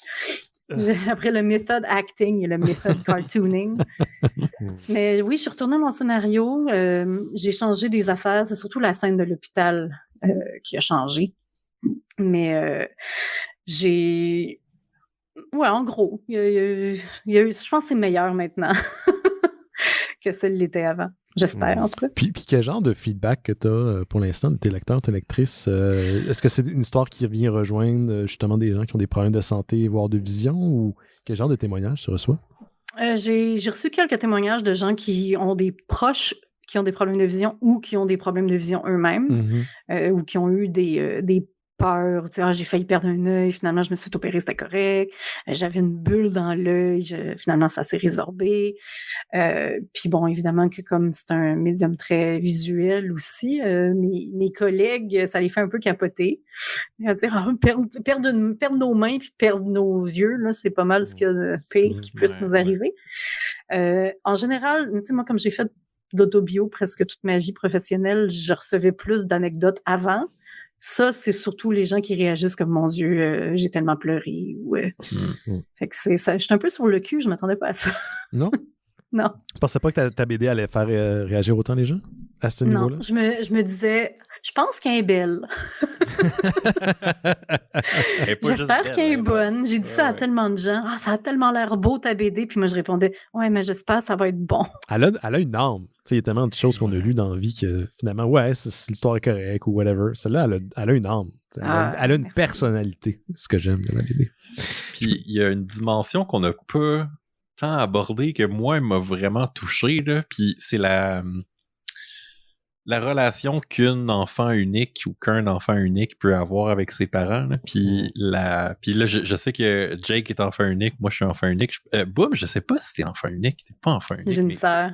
C'est ça, t'as vraiment tellement, mais tellement bien réussi à parler du combat entre affranchissement puis pression parentale par rapport aux parents. Comme, je sais pas, Jake, qu'est-ce que t'en penses, là, mais tu sais, cette BD-là, pour moi, là, personnellement, là, elle est quasiment plus à propos de ça que de la méduse en tant que telle. Là. La méduse est importante, là, mais cette espèce de combat continuel entre le désir de s'affranchir de ses parents puis de prendre soin d'eux parce que t'es tout seul d'enfant dans la famille, là. Il est vraiment, c'est comme tu l'as vraiment, vraiment bien tu l'as vraiment bien mis sur papier. Là. Puis moi, je pense que c'est une des affaires qui m'a le plus touché. Je comprenais vraiment merci. La situation dans laquelle Odette était. Parce que ça, c'est pas de mon vécu, moi. Ouais, non, j'ai créé ça. C'est peut-être moi qui a plaqué ça sur ma lecture, mon expérience de lecture. C'est un personnage. Le personnage de la mère est envahissante. T'sais, moi, on est trois, puis j'ai reconnu des parties de ma mère dans ce personnage-là. On reconnaît tous... moi, je reconnais beaucoup des parties de la mère à Cab. Ah ouais. Mais c'est ça, c'est que... C'est pas... Elle y ressemble en plus, mais ça, j'ai pas fait exprès. Mais c'est que la mère à Cab a une énergie nerveuse, puis je la connaissais bien. Moi, j'ai passé mon adolescence à moitié chez Cab, puis à moitié chez moi, finalement. Puis elle accomplit des choses, sa mère. Puis, tu sais, elle a du caractère, puis c'est ça, une espèce d'énergie nerveuse. Puis c'est ça, je voulais représenter. Là, j'ai jamais insinué... La mère à Cab est pas hélicoptère autant que la mère à Odette. Mais il y a aussi cette espèce de parallèle-là entre justement l'affranchissement, mais aussi l'indépendance. Ça veut vraiment être autonome, mais là, elle a une maladie qui peut potentiellement nuire à cette autonomie-là. Absolument. Ouais. Fait que c'était la dualité entre ça que j'essayais de représenter. Puis je me disais, ça va tellement gosser les gens, là, ils vont trouver que c'est forcé, boire un café, tu sais. Fait que ça, je suis vraiment honorée que tu me dises ça. Mais vous avez ça en commun, Cab pis toi, parce que je me rappelle que j'avais fait le même commentaire à Cab quand on parlait de U-Town, que elle a bâti son personnage que si tu connaissais pas l'autrice, tu penserais... Si je te connaissais pas personnellement, il y a plein d'affaires que Odette, la manière qu'elle est écrite, je suis comme, ça doit être l'autrice, ça. Genre, tu sais, des petits détails du genre... justement, tu sais, enfant unique, elle fume, elle est lesbienne. C'est plein de détails qui ont l'air tellement réalistes, tellement vrais que tu fais que, OK, c'est sûr que ça vient de l'autrice, puis ça vient pas de toi, ça. Fait que, tu sais, c'est là que j'avais posé la question à Cab quand on parlait de son personnage principal, Sam, que moi, je me suis beaucoup reconnu dedans. Tu t'es-tu basé comme des éléments sur quelqu'un, précisément?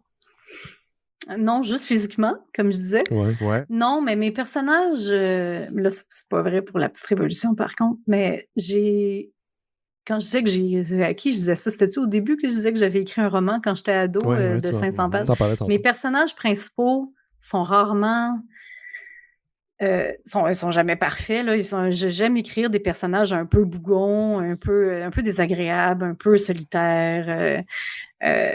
Puis je la trouve un peu classique en termes de mes personnages. J'ai juste pris le personnage de mon histoire d'ado puis je l'ai mis dans mon livre finalement. Mais non, c'est pas basé... Je sais pas. Okay. Il y a des personnages qui se créent tout seuls, des fois. Ouais. Ouais, tu le connais. Tu le connais. Puis des fois, il prend des décisions quasiment par lui-même. Tu te dis, c'est pas ça que je t'aurais fait faire, mais c'est ça qui est cohérent avec toi. Fait que je vais t'amener là. Puis j'adore ça écrire. J'aime ça écrire. Ben, c'est hâte que tu dises ça parce que c'était ma prochaine question. Parce que tu as un côté aussi très geek, on parlait de Fire Emblem, hors onde, tu as un côté genre qui trippe fantasy, qui trippe animé. C'est comme deux questions en une. T'as-tu déjà considéré aller plus dans ce genre-là, comme pour un projet, et est-ce que tu as déjà considéré écrire pour un autre artiste? Créer pour un autre artiste, j'aimerais ça. J'ai déjà été celle qui illustre pour le scénario de quelqu'un d'autre. Puis ça, j'ai pas trippé. Fait que je pense que je me considère plus comme une autrice qu'une dessinatrice. Partiellement parce que j'ai le syndrome de l'imposteur. Là. Quand j'avais illustré la BD que j'avais pas écrite, je me disais, il me semble que je suis pas assez bonne pour faire ça, le dessin. Mais il y avait aussi que dans le scénario, j'aurais joué dans le scénario. Il y avait des affaires que j'étais pas d'accord, puis ça m'a profondément fatiguée. Moi, j'aimerais mieux être du bord de l'écriture. Mais oui, j'aimerais ça. J'aimerais ça faire aussi un projet à 4 mains. Là. Mettons, moi puis Cab, j'aimerais ça faire quelque chose avec Cab un jour. Ouais. Elle dit qu'elle hoche la tête vigoureusement depuis 10 minutes. Oui. Mais pour ce qui est de m'en aller plus vers le fantastique, alors quand j'étais ado, j'ai écrit un roman de 600 pages qui était hyper sci-fi, fantasy un peu.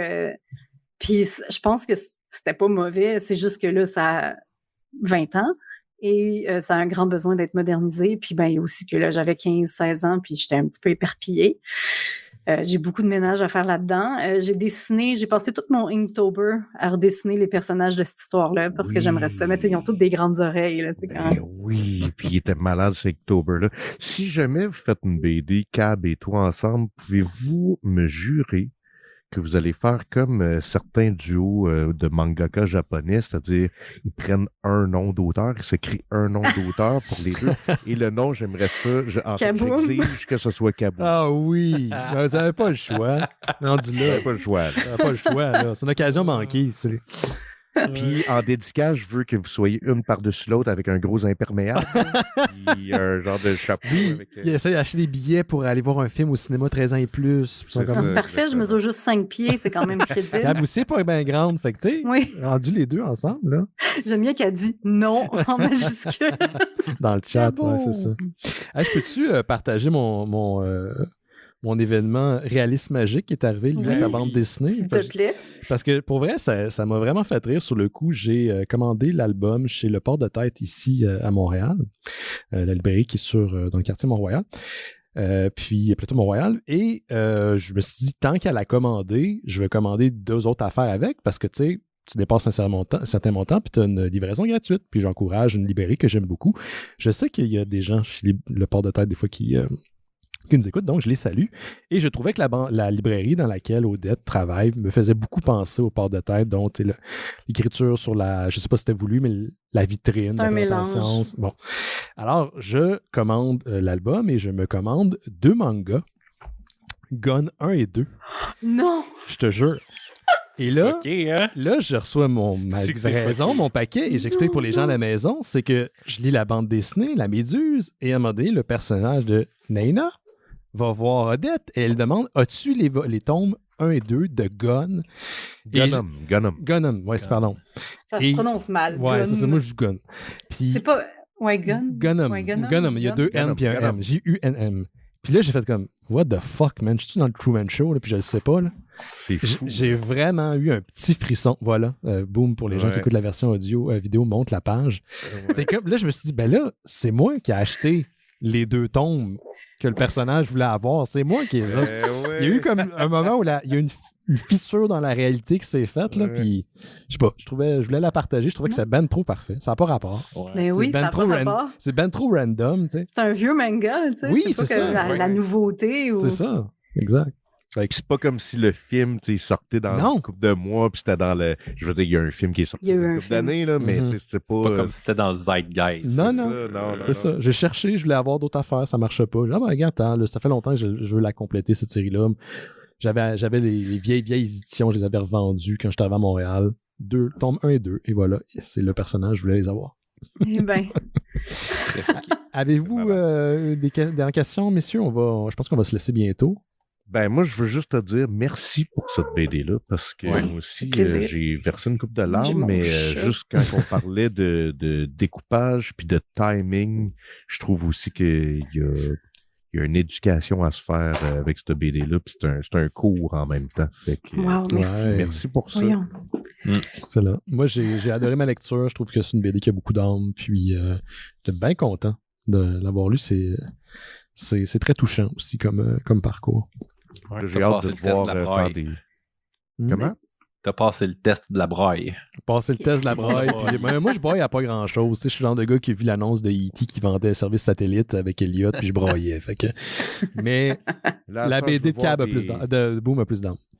Je veux voir des personnages là, qui ont des katanas géantes qui se pitchent des boules de feu. Excellent. Changer de registre complètement. Super. Mais merci, Boom, d'être venu au Mystérieux. Ça me fait plaisir. Merci de m'avoir invité, de m'avoir accueilli. Ça fait plaisir. L'album, c'est La Méduse chez Édition Papa. Allez vous acheter ça tout de suite.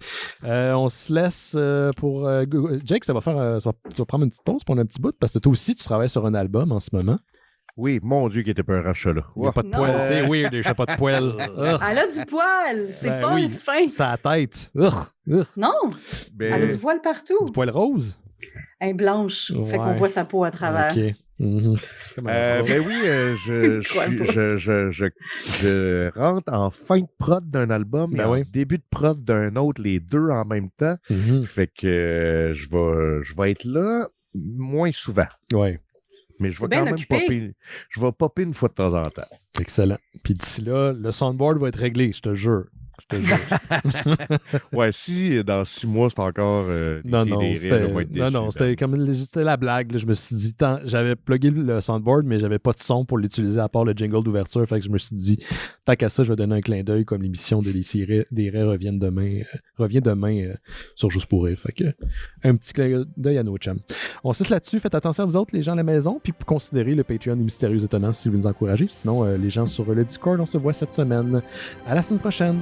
Ciao. Bye bye. Ciao.